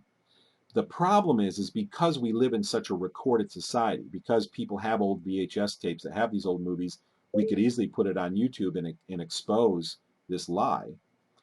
It's not a very effective means. In fact, it could backfire on them, and that's the reason why they haven't done it very much. I've seen the beginning of it right now, and we're already, we're over a decade into widespread geoengineering here, and they're still not changing history because of the fact that we could easily refute that. We've got VHS tapes of old movies, and if they tried to change it, we could easily make a nice YouTube video showing here's the original from 1970, and here's the one that they've redigitally mastered that has the chemtrails implanted, and that would be actually evidence that would support our side to the general public, support the newness of it. So until all those old copies are destroyed and gotten rid of, we're not going to see that happening on too much of a wide spread way. Uh, but what you will have is like I debated with a pilot a few weeks ago. I normally don't do this because I don't like to debate with people who I know who are disinformants, but I agreed to do it for a friend of mine who really wanted me to do it. So I did it. It was a short debate, and it was so funny because near the end of this debate, the pilot um, brought up that contrails that fill the sky have been around for history and have been around forever. They've been around throughout history of jet engines. For instance, we can go back to look at 1951, where you have and I said, and I interrupted immediately and said, why do we have to go back to 1951 to see an example of this? Because there's a particular situation. There are water injection engines that did emit condensation trails that were very short-lived. They were used to shorten runways. Of course, and let me just throw this in, is that the British Aerospace 111 also had an option to have water-injected engines, which is aircraft that is still in service in limited use, passenger commercial aircraft. So there's an exception here and there, but in large, why do you have to go back to 1951 to see condensation trails? If they've been around forever, then we all should have seen them forever. They should be everywhere forever, but they're not because they haven't been around forever. So this is another one of the techniques that are used to deceive people. They try to alter history. All right, and there's an old saying that he who controls the past, he who controls history controls the future. Or actually, accurately what it says is he who controls history controls the present. He who controls the present controls the future. So one of the keys to controlling the future is controlling history. And this is why also it was said that he who wins the battles writes the history books. Why? Because he who wins the battles wants power. He fights battles for power, and once he gains power, he will utilize that power to spread disinformation to maintain and secure his secure, powerful position. They want to secure power, and that is what, making full circle about this, that is what the New World Order is about, is that now that they've increased the number of people who are involved in this so that they could actually bring about the control of all the nations of the world under one small body of people, which they have now accomplished, with the possible exception of Venezuela. But that won't last long. All of these countries of the world have been controlled through various mechanisms by a small group of power brokers. Now they don't need all these people anymore. And now they can shrink their power base to a small group of people. And that way they don't have to worry about whistleblowers. defectors, or people who turn on the power brokers themselves. Because if they implement a new world order, it will be under a very socialistic system where the public's power has been removed. And when your power has been removed, your power to change your government, to alter or to affect your government has been decreased. They secure their position. And so they shrink the numbers of people. They centralize government because they don't want to have to control all these governments, because any of the people who are in the public eye as the control, the puppet masters, who are not the masters, but the puppets who are in the powerful positions in the public eye, the public believes are the real controllers of that particular government. Those people who are controlled by the real power brokers could turn on them. So they need to secure that by dramatically lowering the numbers of people who are actually in power. And this is what robotics are about. If you think about technology, what is technology about? What's it for? Well, if you think about our existence in the world, we have two buffers that we live in. And those buffers are time and space. Time and space slow us down. If we want to go from one place to another, it takes time because we're traveling through space. They're intimately related with each other. If you want to do work, any work in the world, you want to accomplish anything, work is a factor, is a component of distance. If you're going to move something through space, it takes work and it takes time to move something a distance. So if you want to accomplish anything, it takes time and or space. So if you look at all technology, technology is designed to overcome the limitations of time and space. Think of almost any technology you use. A car, that's an easy example, get you from point A to B faster. Irrigation. Let's say piping. We invent materials that make pipes, and then we use those pipes to bring water to the fields where we grow stuff. Well, you could have a whole bunch of people that form a bucket brigade and bring that water to the field. But without technology, it takes a lot more labor. You have to transport that water through space. It's got to go a distance, and that takes work. And the technology solves those problems or minimizes the effect of that buffer on us. Affects the buffer, that time-space buffer that slows us down. And what happens is when you centralize that technology, the problem you have is you put too much power in the hands of some people, and that's where we get into robotics. What is the real purpose of? I've seen a lot of videos going around, and this should be very disconcerting to people because we have robots now, and you can go on YouTube and find these. We have robots that are very agile, that can walk, that can run. They're going to arm these robots. Of course, they don't tell you that right now. But what is this all about? This is all about the centralization of power. This is all about the New World Order. Because robots, besides being stronger and faster and more enduring than people, they're not going to turn on you. They follow their programming precisely. But what is it really about? It's really about using a smaller number of people. You want to get rid of morality because robots don't have morality. You want to get rid of the chance that there's going to be a dissonant. You want to get rid of the chance that there's going to be a coup. And with robots, you don't have that worry. What you want to do is you want to reduce the number of people in control to the smallest number possible. And through robotics, you can allow this to happen. That's why they're developing these robots. And I believe they've developed much more than they're releasing to the public. They're now beginning to expose these things to the public. They have many advanced technologies that they couldn't expose to the public because the public would lose faith in government. Once they realize that the government's been lying to them, that they have these technologies that are 30, 40 years beyond what they've told us about. And that's very scary because then the public would realize how much power the government has, and that would be scary as well. So they don't want to reveal that to you. They need to reveal it to the public in a systematic, in a smooth, systematic way that looks like they're having credibility. So they will show these advances in technology. Right now, we've seen these drones come out in the last few years like crazy. We've seen robotics, videos showing these robots that are walking and running and jumping, and it's happening very rapidly. And I believe it's not because they're developing these robots all of a sudden. It's because they're revealing what they've already developed, and they're telling you that they're developing them now so they don't scare you.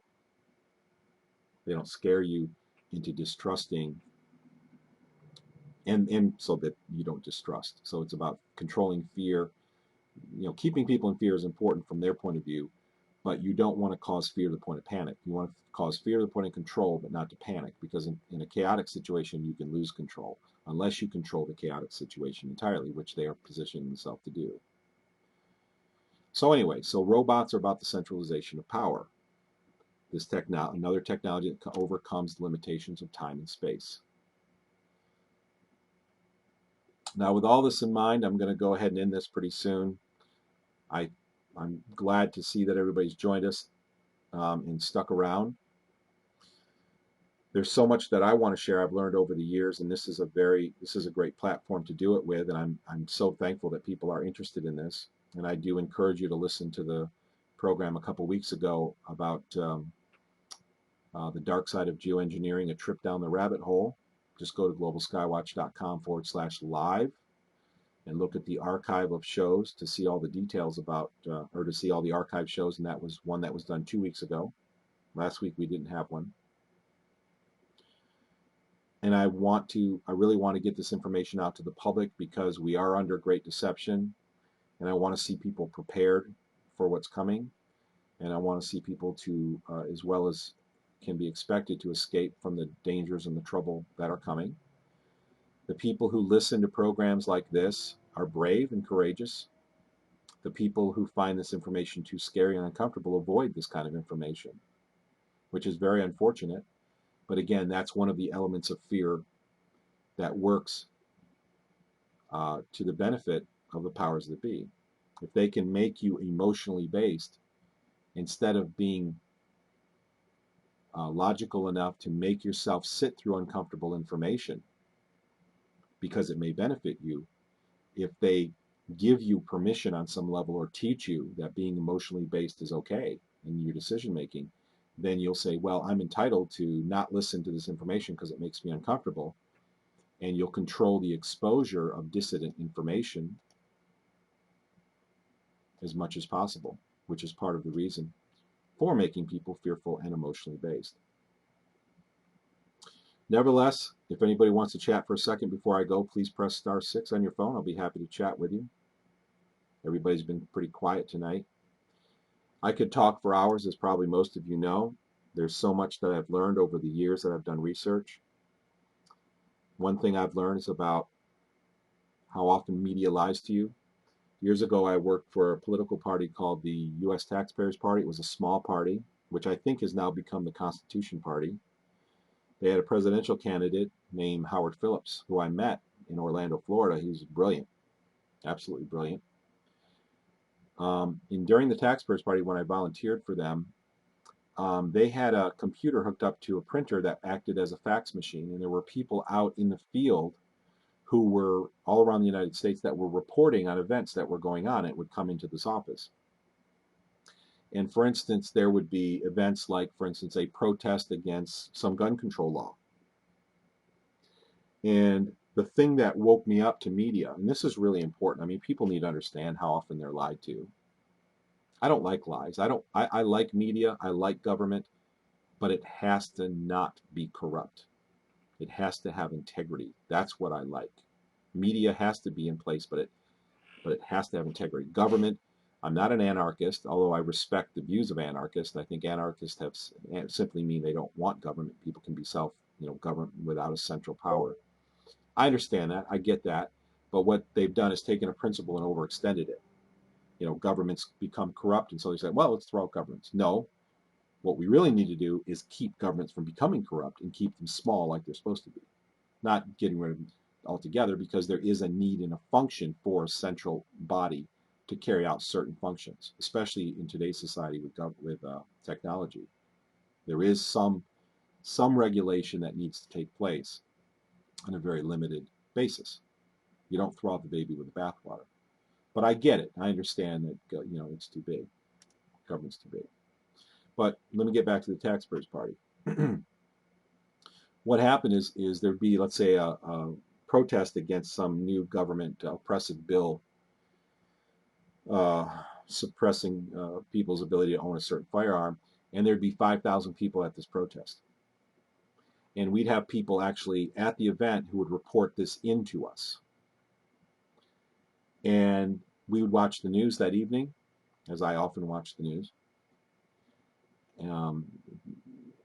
And they would report that there were 500 people there. Or let's say that there was some rally supporting something that the centralized government people love, like supporting, let me just use the same example, supporting some oppressive law getting rid of firearms, because the powers that be don't like firearms because it puts power in your hands. They don't like power in your hands. They want the power. And we'd have people out in the field, and there'd be 500 people there at the rally, and the nightly news would say there's 5,000. And I want to tell you today, I've wanted to say this publicly for so long. There's so many things I've wanted to say in my own personal experience. Not one time, in the amount of time that I worked at that political party, every single time there was a public event, and I watched the news to see, which was all the time, every night, and I watched the news to see how it was reported versus what our people in the field were saying. They lied every single time. Every single time. Never told the truth. Never. Not once. Not once. And I'm not saying they didn't tell some truth. If an event took place, well, they said, yes, an event took place. Sure, there was a lot of truth elements because there had to be. They couldn't get away with it. But they did get away with reporting numbers every single time. How many people attended an event? The lies were unbelievable. There was a study done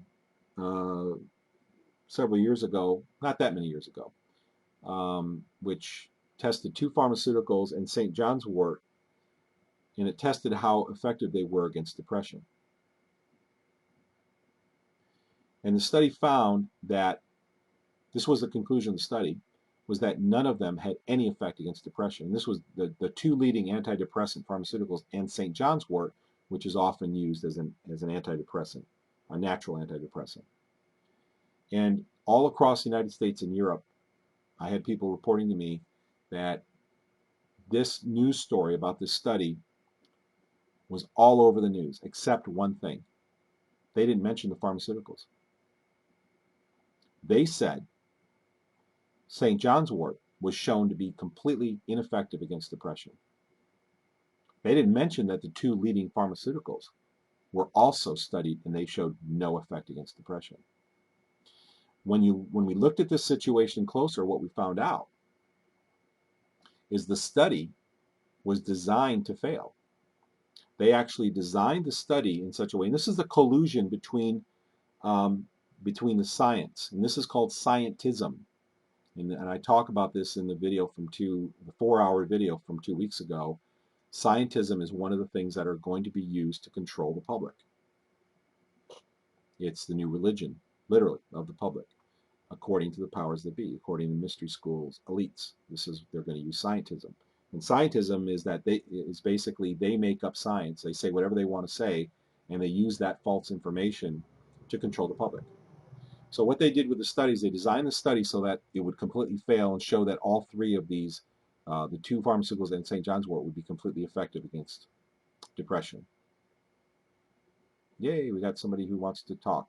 Stay in the queue. Talk to you in a second. They wrote the study so that the summary misstated the actual study. The summary stated that St. John's wort was ineffective and didn't mention the pharmaceuticals. This was all done on purpose. This is the way they fly. This is the way they roll. What they do is they have this false study designed to fail. Then they write a summary that doesn't correctly reflect the results. It tells a half-truth. Yes, St. John's wort in this study didn't show any effectiveness, but they don't mention the pharmaceuticals. And then when the news reports it, if anybody comes against the news stations, mainstream media, and says, you're lying to us, then they can point to the study and say, oh, no, well, we just read the summaries. We didn't actually read the study. And look, the summary was wrong. So they pass the buck and still maintain their credibility. When really the plan was this, it was planned this way all along. The study was fundamentally flawed on purpose. The summary was written up incorrectly on purpose so the news media could get away with reporting it incorrectly and never have any chance of losing credibility. When in fact, St. John's wort, there's a lot of studies that show St. John's wort is very effective. But they try to eliminate that information from mainstream media. All right, well, I'm going to go in just a minute. There's I could go on for hours. I don't want to bore everyone to death. I hope this information is beneficial. I may continue doing this. I'll have to see how my time works out. I want to be consistent with this show, but at the same time, I have to balance my own personal life and keep myself above water so that I can try to continue doing the work that I'm doing. We do have a caller. Let me go ahead and take this caller and see what's on your mind. You're on, caller. How you doing tonight? Hi, Dane. Call from Oregon. How you doing? I'm doing well. How about you? Oh, I'm hanging in there. So what's on your mind? I'm sure you know, I posted some pictures on Facebook.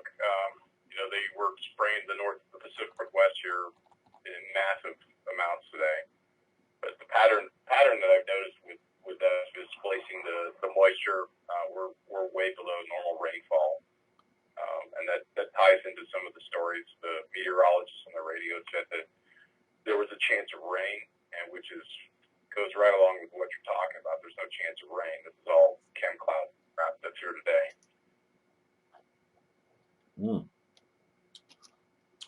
Wow. Yeah. Well. I saw you online talking about this. I think, right? Correct. Yeah. Well, where do we go from here? How do we get the public motivated and educated about this? Or what do you want to talk about? What else do you want to share? Telling everyone that can about it, from neighbors to friends to people that come up and ask me why I'm taking pictures. I talk to them, and I think every little bit helps, and you just got to stay at it. If you can plant the seed and somebody goes, yeah, I don't remember those when I was a kid, they might go look it up. I tell them to go look up geoengineering instead of chemtrails because of the disinformation that's out there. Right. I send a website. If they're on Facebook, I send them to the Facebook groups that are part of it. And some people I've made them aware. I'm new to it myself. I was only slightly aware of it. And in April, we started getting heavily sprayed. Around the 25th, I started noticing it a lot. And I actually got GI issues and gallbladder issues within 3 days and spent 6 weeks in bed after that. Wow. And I don't know if it's directly related, but changing a lot of things that I did in diet helped, but also doing things to help cleanse my system has helped as well. Well, good. You want to share anything that you did that worked for you? Some of the things that seemed to help were probiotics to keep your stomach and intestines, but there's a lot of probiotics out there that are helpful. But yeah, staying hydrated, cleaning the junk out as fast as you can. You probably know more about than I could ever know. Well, yeah. Well, share anything that works for you. If they think about anything that works for you is going to be helpful for somebody out there. So probiotics work. Anything else you're using?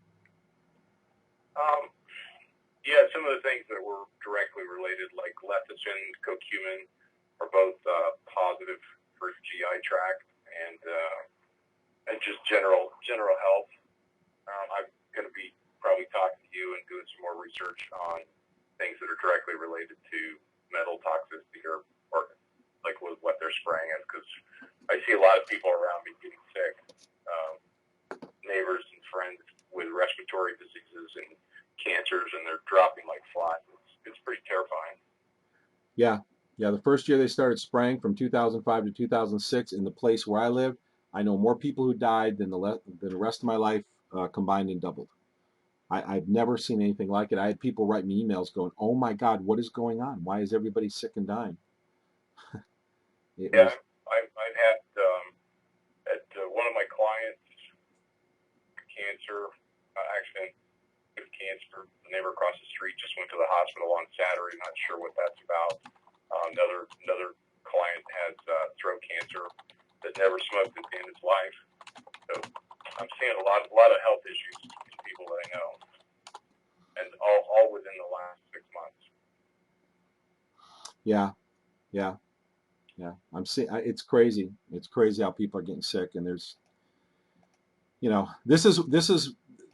this is one thing we can help wake up the public with, is that when people start making the association between them getting sick and what's being sprayed in the sky, that can at least be used to help wake them up, because they, unfortunately, a lot of the people need to. There are a lot of people who know about this who do nothing about it. Um, they have to get to the point where they realize it's affecting them personally before they'll become motivated about it. So it could be a very useful way to help wake them up. Yeah, like I tell people, if you're not going to convince them, I tell them go out and look up. Pay attention to what's going on. Look up more than once a day. Look up, all day long, every chance you get, and you might start seeing the jets. And people around me that I've talked to, it makes a difference. None of us know what to do about it, other than to collect information and make the mental notes and take pictures, because it's not like we know where the planes are flying from necessarily, or who's directly doing it. I mean, we do, but it's not like we have proof.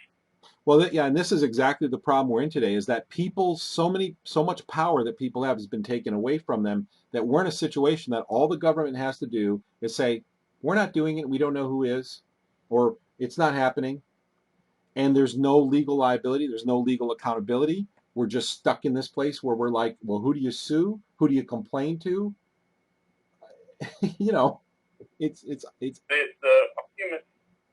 argument that I get a lot from people that want to believe but can't comprehend the global size of the conspiracy is, well, aren't the elites breathing this too? Isn't it affecting them as well? I don't have a good answer for that. Well, Sure they are. yeah, absolutely, and I've got a couple good answers. I'd like to hear them. At least I think they're good answers. Let me give you some of the some of the easy answers. The easy answers are, people have witnessed, like when there's a G8 or a G20 meeting, heavy spraying in that area stops. So Yeah, didn't that happen in England here in the UK, and yeah, was it the Bilderberg or Bloomberg? I've had people personally tell me that they were watching the skies, and when, like, about a few days before the G8, spraying virtually stopped, and a few days after, it started up again. Okay, so there's one. I mean, this is a firsthand witness. This is somebody from somebody who was there. The second thing you tell people is there are special filters that will remove nanoparticles from the air. You can use water-based air chelation equipment. Now the problem is those pieces of equipment cost $30,000-$50,000. So they're not available to the general public, but these people can afford them. So those are the two easy answers. Another answer is that, for people who are a little more educated, is that there are underground facilities, and they have an air supply which I'm sure is filtered properly. So I've seen some of the YouTube videos of them driving truckloads of supplies into those facilities. yeah, and the truck drivers say that these things spread across the country. Yeah, they're not just here in the United States, from what I've heard. They're all over the world. Yeah, yeah. This is what they've been doing with your tax money, is building themselves shelters. And I mean, this is why a hammer costs $400, is because they buy the hammer for $5, and then the $395 goes to the secret to the secret program that you don't hear about. Another, for people who are educated about this, about the fact that there is a conspiracy, that there is a group of power brokers who have accumulated control over most of the governments or all the governments of the world, these people are willing to die for their beliefs, although not all of them are. So spraying themselves isn't really an issue because they believe they're going to live forever as gods. Now, that sounds crazy to a lot of people, but this is right out of their own literature. Well, then you also go to the people that are transhumanists. Yep. That believe in merging mechanical entities with our own bodies or our own minds. Right. The guy that's in that program is terrifying. I watched an interview of him speaking about it, and it's new world order,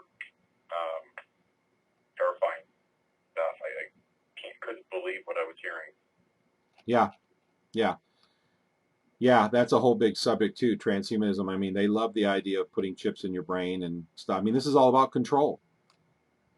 So he was taking it a step further and embedding nanoparticles or nanotechnology into everything on the ground, so that if you were transhumanist, you'd be able to touch anything and everything and collect and disperse information with it, to it, from.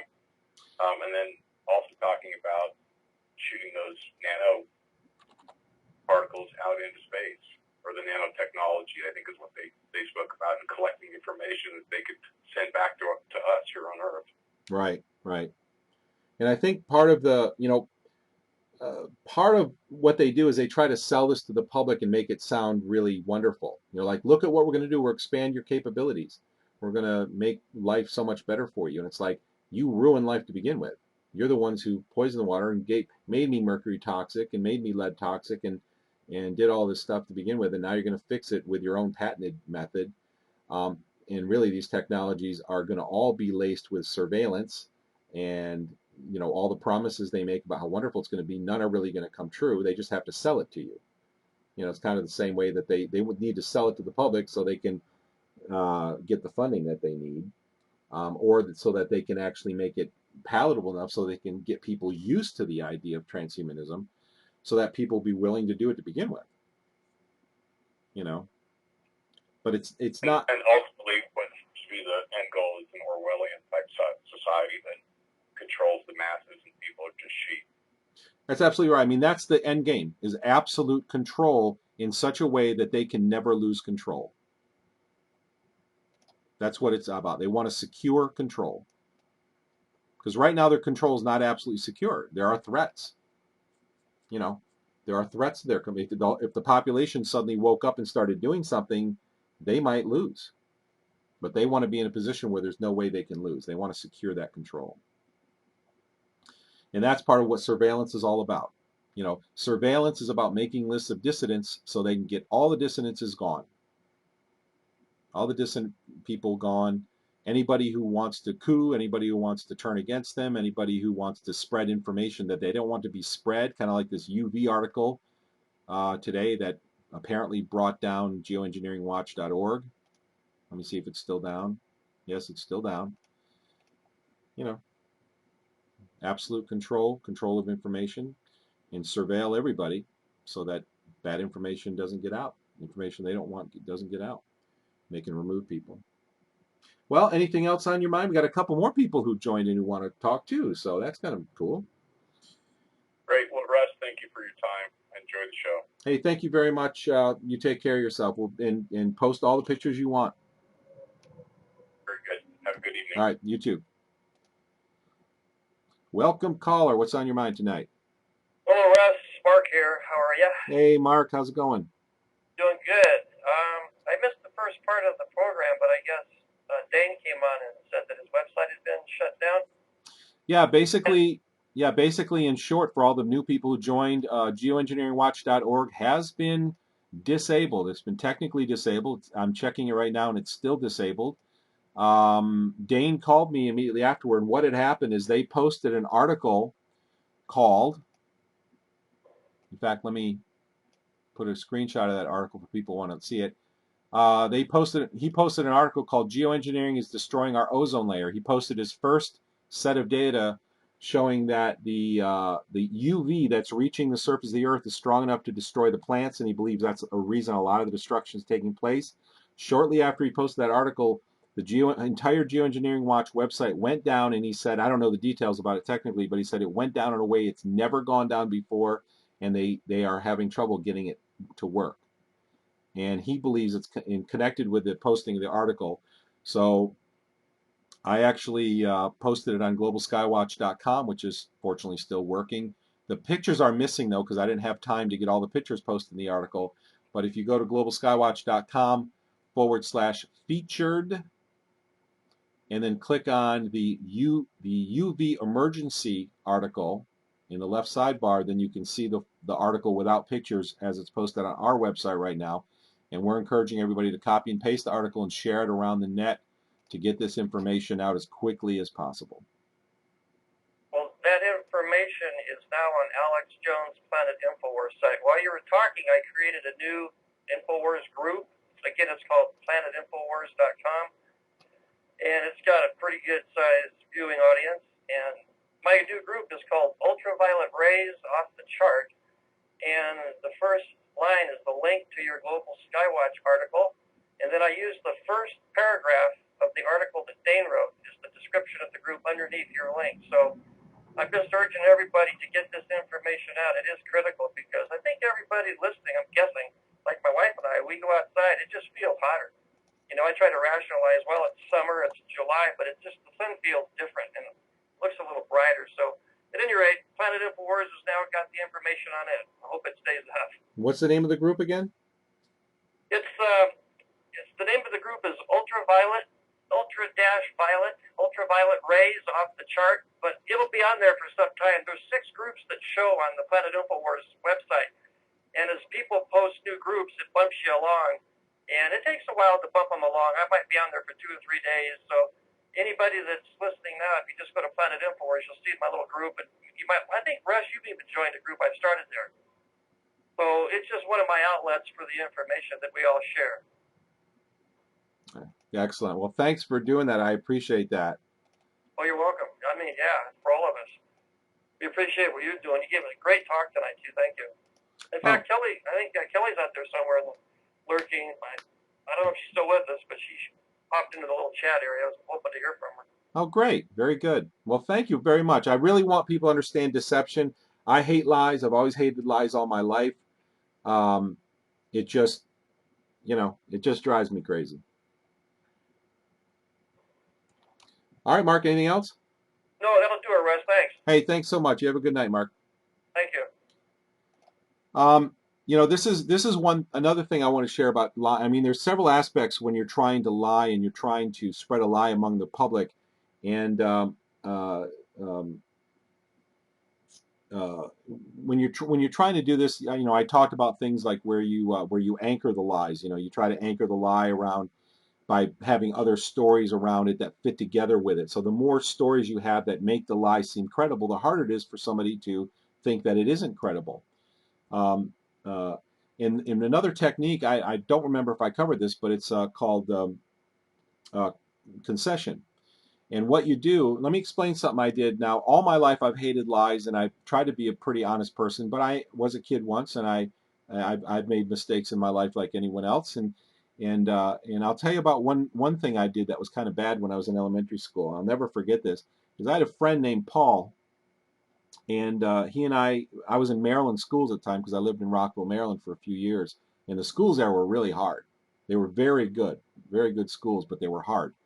And I was in 6th grade, and oftentimes the teacher would give a test, and in order to grade the test, you would give the paper to your neighbor, somebody who was sitting next to you.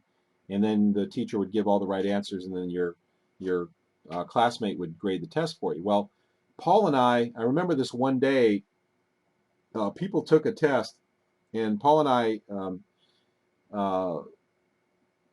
took the test, and when we were asked to swap papers with our neighbor, we swapped papers with each other. And then when the teacher went through all of the right answers, so that we could grade the tests, at the end of the test, this test was really, really, really hard, by the way, and everybody was doing horrible. We knew everybody would do horrible on it. At the end, the teacher would call your name you would get your test back graded by your neighbor, and then the teacher would call out the name, and you would call out the grade that you got. And what happened with me is, well, what happened is as the teacher was calling names, everybody was getting D's and F's because it was a very, very difficult test. I'll never forget this. It was very, very difficult. And what one girl, the one girl was called in the middle, and she said A. The teacher's like, what? And the teacher went over it and looked, and what had happened is these two girls swapped papers with each other, and they gave each other's A's, while everybody else around them got D's and F's, and so they got in trouble. And the teacher threatened to collect everybody's paper, and was really mad at the class, obviously. And this is what you would expect. And then the teacher kept going through the list, and everybody kept reading their grades and finished up. Well, my friend Paul and I were very afraid of not doing well in school. And we knew this was a very hard test, so we actually cheated. And this is, I'm confessing this. I feel ashamed, even though I was in 6th grade. It's kind of shameful to me because I really pride myself on being honest and having integrity in my life. But this was one of the times when we both actually gave each other better grades than we deserved. But we were both smart enough not to give each other A's. We knew that if we knew everybody was going to get D's and F's, we knew how hard the test was. So when we graded each other's papers, we gave each other like a low B or a mid-grade B. And we had reputations as being smart guys. So when the teacher went through and everybody's getting D's and F's, of course the girls who gave each other A's, which was not very smart, got caught. But when they went past us, we got low B's, like B minuses. We didn't get caught. And that was a lying technique called concession. So that was one of the bad things I've done in my life. Paul and I were smart enough to know that if you're going to lie, you don't go all the way. Now, concession is done in such a way where if the government does something really, really bad, they will come back and they'll say, well, what is being talked about on the internet exposing this as a lie is really wrong, but we did do this other little thing wrong. So they admit to some other lesser crime, much lesser crime, and they get away with a big crime. And that's another lying technique called concession. So there's my story about my buddy Paul in 6th grade and I, who one of the very few times we ever cheated. Cheating is not something I ever liked to do because I was scared to death of getting caught. So let's take our next caller here. Hi, caller. How are you doing tonight? You there? Hello? Caller? Oh, bummer. Oh,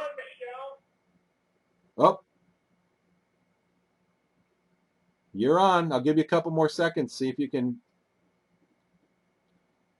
come to the phone. Michelle, how do you get on here? Hey, if you need a minute, I'll come back to you. How do you get on here? Well, you're actually on right now. I can hear you. I'm going to mute the phone a second. I'll come back to you in just a second, okay? Okay. Hi, caller. You're on. Hey, Russ, it's Kelly. Hi.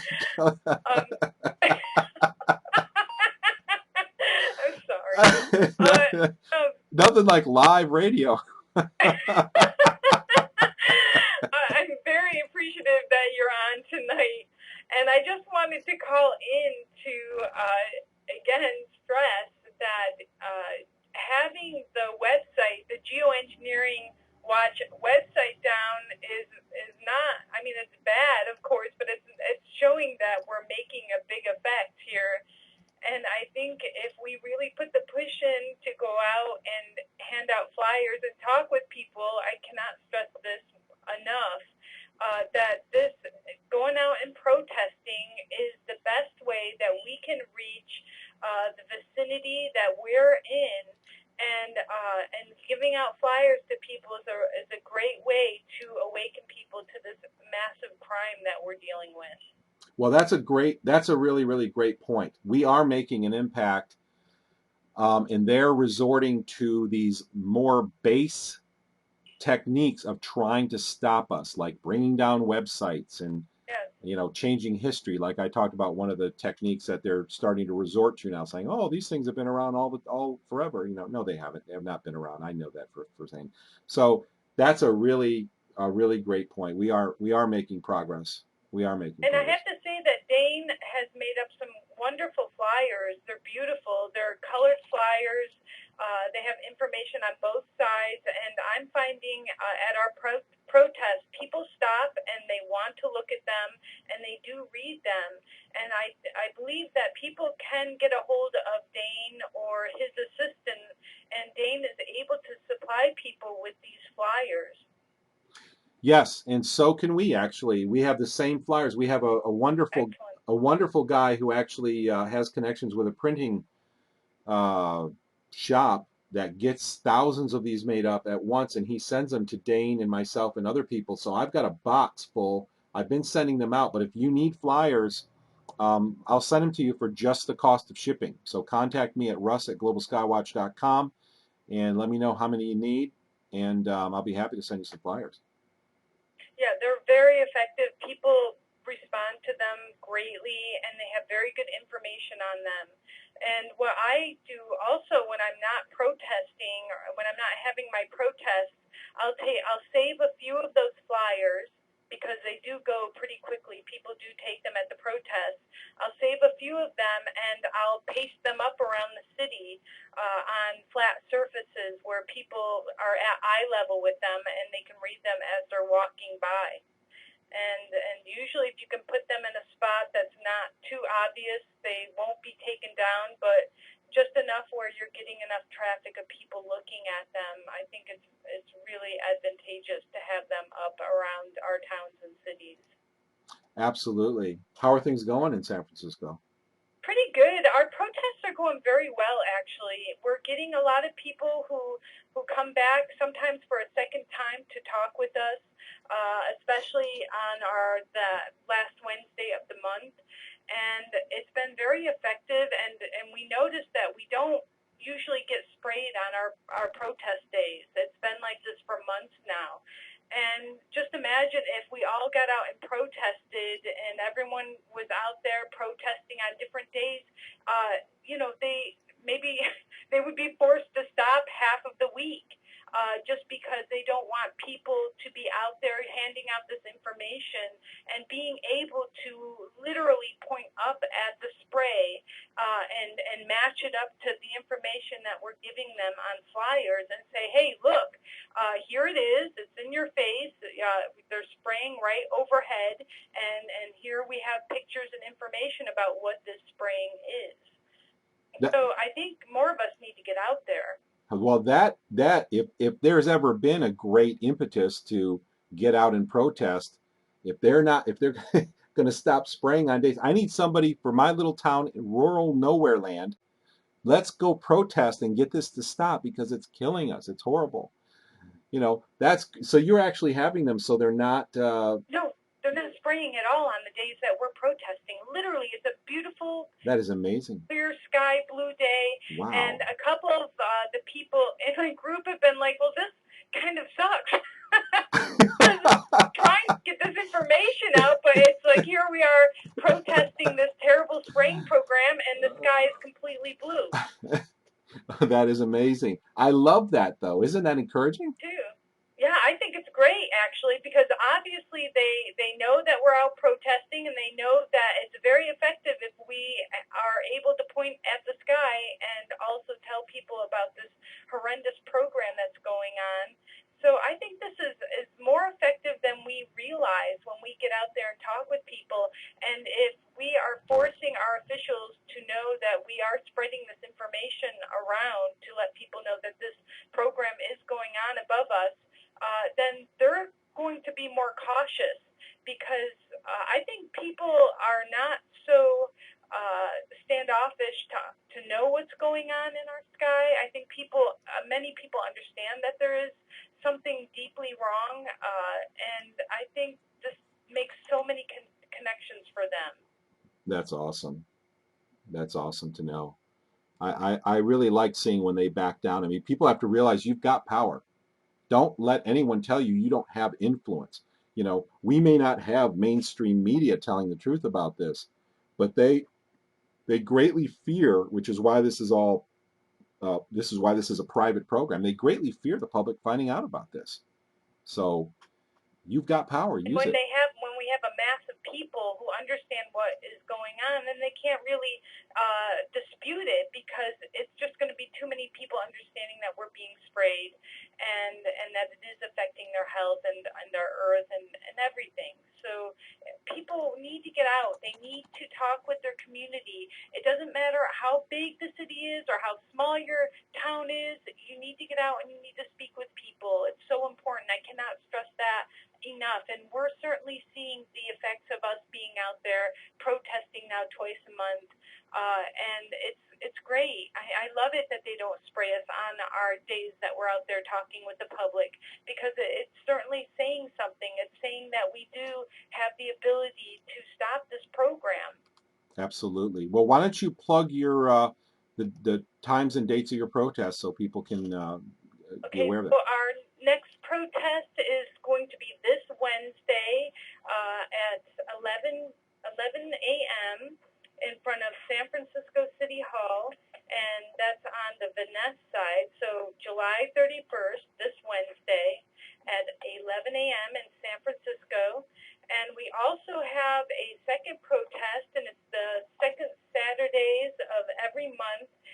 This one's in front of the Ferry Building, which is down on Market Street, and the next one for that one is going to be on the 10th of August.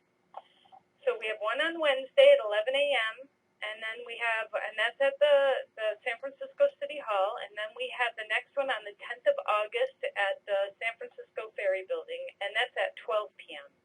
Awesome. Awesome. Well, thank you for everything that you're doing.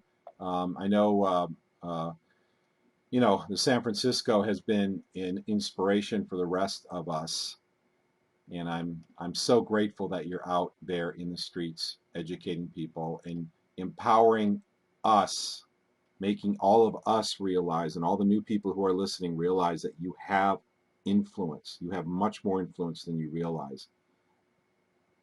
So thank you so much, Russ, for everything you do. Oh, my pleasure. Absolutely, my pleasure.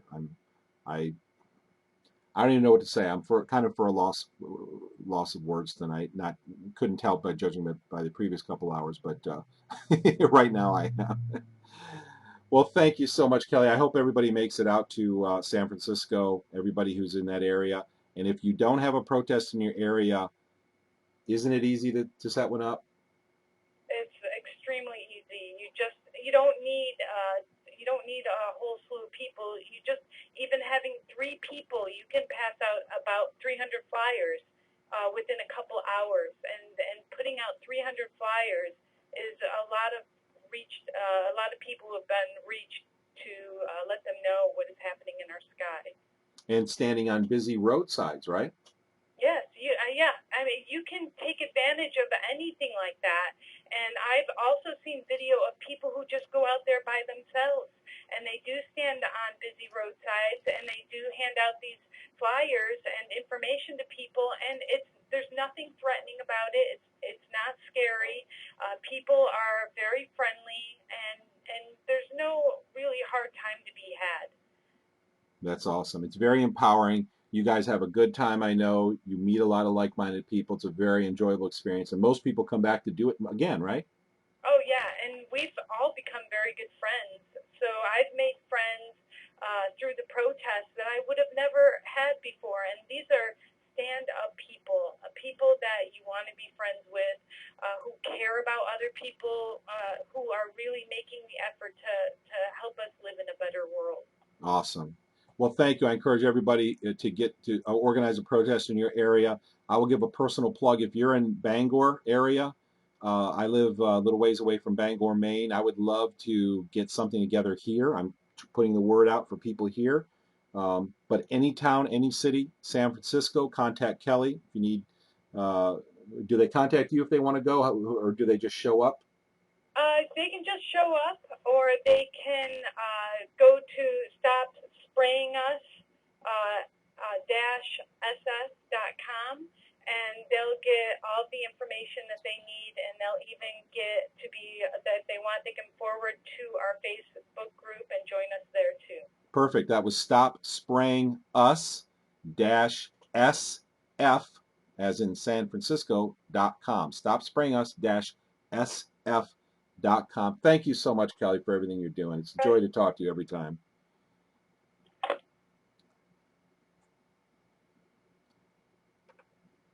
All right. Okay, caller, you there?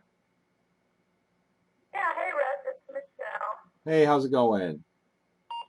Good. That dorky gentleman yelling on the call earlier, that would be my husband. Okay. As he was trying to get a hold of you, it sounded like. Maybe you were away from the phone. Yeah, I stepped away for 1 minute and look what happened. I know, it would be just that minute. That's my fault. I picked on you at the wrong minute. That's okay. I just had seen that your Facebook group, or I like to call it our Facebook group, reached 10,000 in number. That's great. Absolutely. For those who don't know, our Facebook group, which is called Chemtrails Global Skywatch on Facebook, we passed, last week, we passed 10,000 members. Now my next goal is to get 5,000 members actively involved every day doing something, or 5 days a week for 5 minutes or something. We've got to get, it's great to have the numbers of members, but we've got to get those people involved. Yeah, well, Kelly talked about it a little just a minute ago, but I just kind of always like to hear positive feedback on any strides that you feel like we've made lately. Have we reached any really, important people that can help us in our battle, things like that? Well, great. Do you have any news to share with us? Well, I don't. I just wondered if you have any, because I know Dane was going to be talking to some of the leading scientists, and I hadn't heard an update on that. Yeah, Dane is working with George Barnes. They've got a couple of pilots. He mentioned this at the very beginning of this program tonight, this meeting tonight. So he's involved in some big things. The dam is starting to break. There are cracks forming in the dam of silence.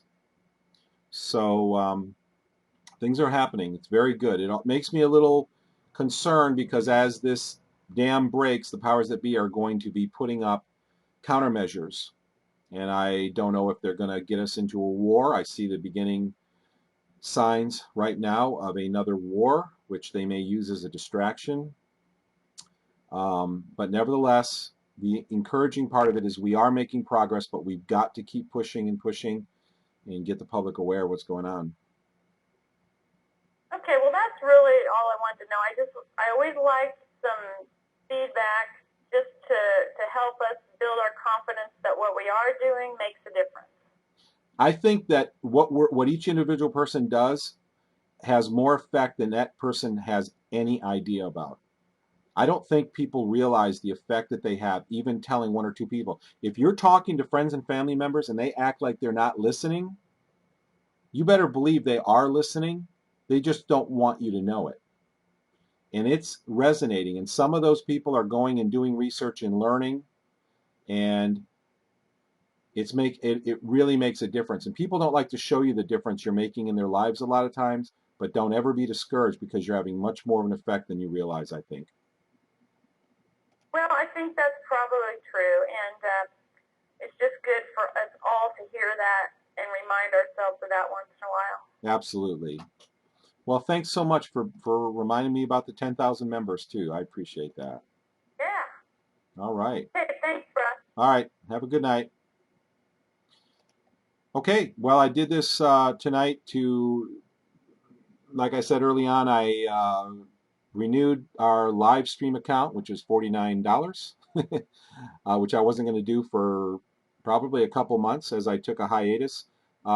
Nevertheless, please listen when this program is archived later tonight. Please share it with other people because Dane will announce how global geoengineeringwatch.org website was taken down, and he believes it was very possibly because the publication of the article about the UV, the dangerous UV levels. If you want to actually see the article, we did post it on Global Skywatch seconds before we went live. I was scrambling to get it posted. In fact, I'll show you how to get to it. If you're looking at the live stream, go to Global Skywatch website, click on this link right here, Special Features. And once you get the Special Features page, come down to the left sidebar and click on this link, the UV Emergency. And the article is posted here. The article doesn't have the pictures in it yet. It'll have the pictures later on tonight. I did not have time to get all the pictures working, but the text is there. Please copy the article and share it everywhere. The essence of the article is that the UV being measured in California, where Dane is so strong that he believes it's now the primary cause of the death, the wide-scale death of the plants, that in the destruction of the plants and foliage that he's seeing out there. And the thing why this is so threatening to the powers that be is very likely because anybody can go get UV meters and measure it in their area. So an article like this could cause a cascade of information and awareness about this issue. So he believes that may be why the Geoengineering Watch website was taken down. In fact, here's a screenshot of the Geoengineering Watch website right now. This is all you'll see is forbidden. So it looks like, I don't know.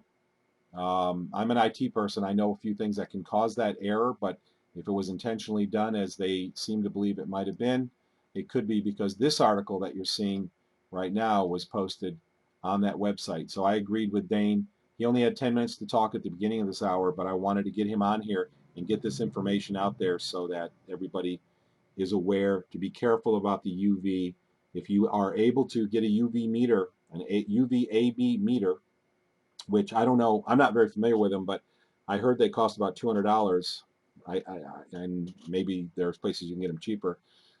But check your area and let us know what you're seeing. And if you're seeing dangerous UV levels in your area, please let us know. You can write me at russ@globalskywatch.com and let's raise awareness about this. And this would be a very effective way to notify the public about an immediate danger that we believe is an offspring of geoengineering.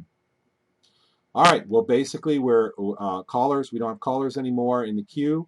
It is 11 o'clock, so I've been on much longer. Somebody on the chat room said earlier, so what happened to your half hour, Russ? Well, guess that's what happens when you start talking. There's a lot of things I would love to share, although this is very much kind of against my nature in a sense, because I don't normally, I would never have done public things like this had it not been for geoengineering. But there's so much more to talk about, but I do want people to please be aware of the level of deception that there is everywhere in news media. Do not take anything. In fact, if you want to watch the news, don't watch the news unless you watch alternative news as well. Make sure that you go to Restore the Republic, you go to the Corbett Report, you go to Alex Jones. I know some people don't like Alex Jones, but glean the information, the good information from Alex Jones. If you don't like him, don't worry about the person. Look at the information and look at its own credibility on its own. Please watch alternative news sources and get your news from there, because mainstream media lies to you all the time, as I said earlier in this meeting. All right, we may very well see you again here next week. Things are very rapid, very rapidly changing right now. I do hope that the Geoengineering website becomes active soon, because it is the busiest, I believe, for my information, of all of the geoengineering websites, with Aircraft and Global Skywatch being in second place behind them as far as I know. But geoengineeringwatch.org is a critical part of raising awareness about this issue. My thanks also to everybody who called in. Thank you, Kelly, also for the work that you're doing in San Francisco. If you're not protesting right now, please get 2 friends and go out, or 1 friend, or go by yourself and stand on the roadside with a sign. globalskywatch.com. Go there and check out the resources. Check out the projects, actually, link at the top, and go check out an geoengineering sign. Is a great sign to use in protest. It's got nice big lettering. It's white letters on a dark blue background. It's weatherproof. You can take this sign. It's light, weatherproof, easy to travel with, very durable. And the NGOengineering.com website is a great website specifically designed to educate the public about this issue. Thank you, Sky Valley, for asking me to be sure that I'm back next week. In the chat room, somebody, Mark is calling CNN the Communist News Network in the chat room. And many thanks for coming in. Thanks back to all of you for all of your work. There is going to be an after talk after this, after I shut down the stream, and I will bring the stream back up so you can all listen in. So everybody, you have a great week ahead of you. Please tell as many people as you can about this issue. Stay safe, educate your loved ones, and have a wonderful week. And we'll see you next time.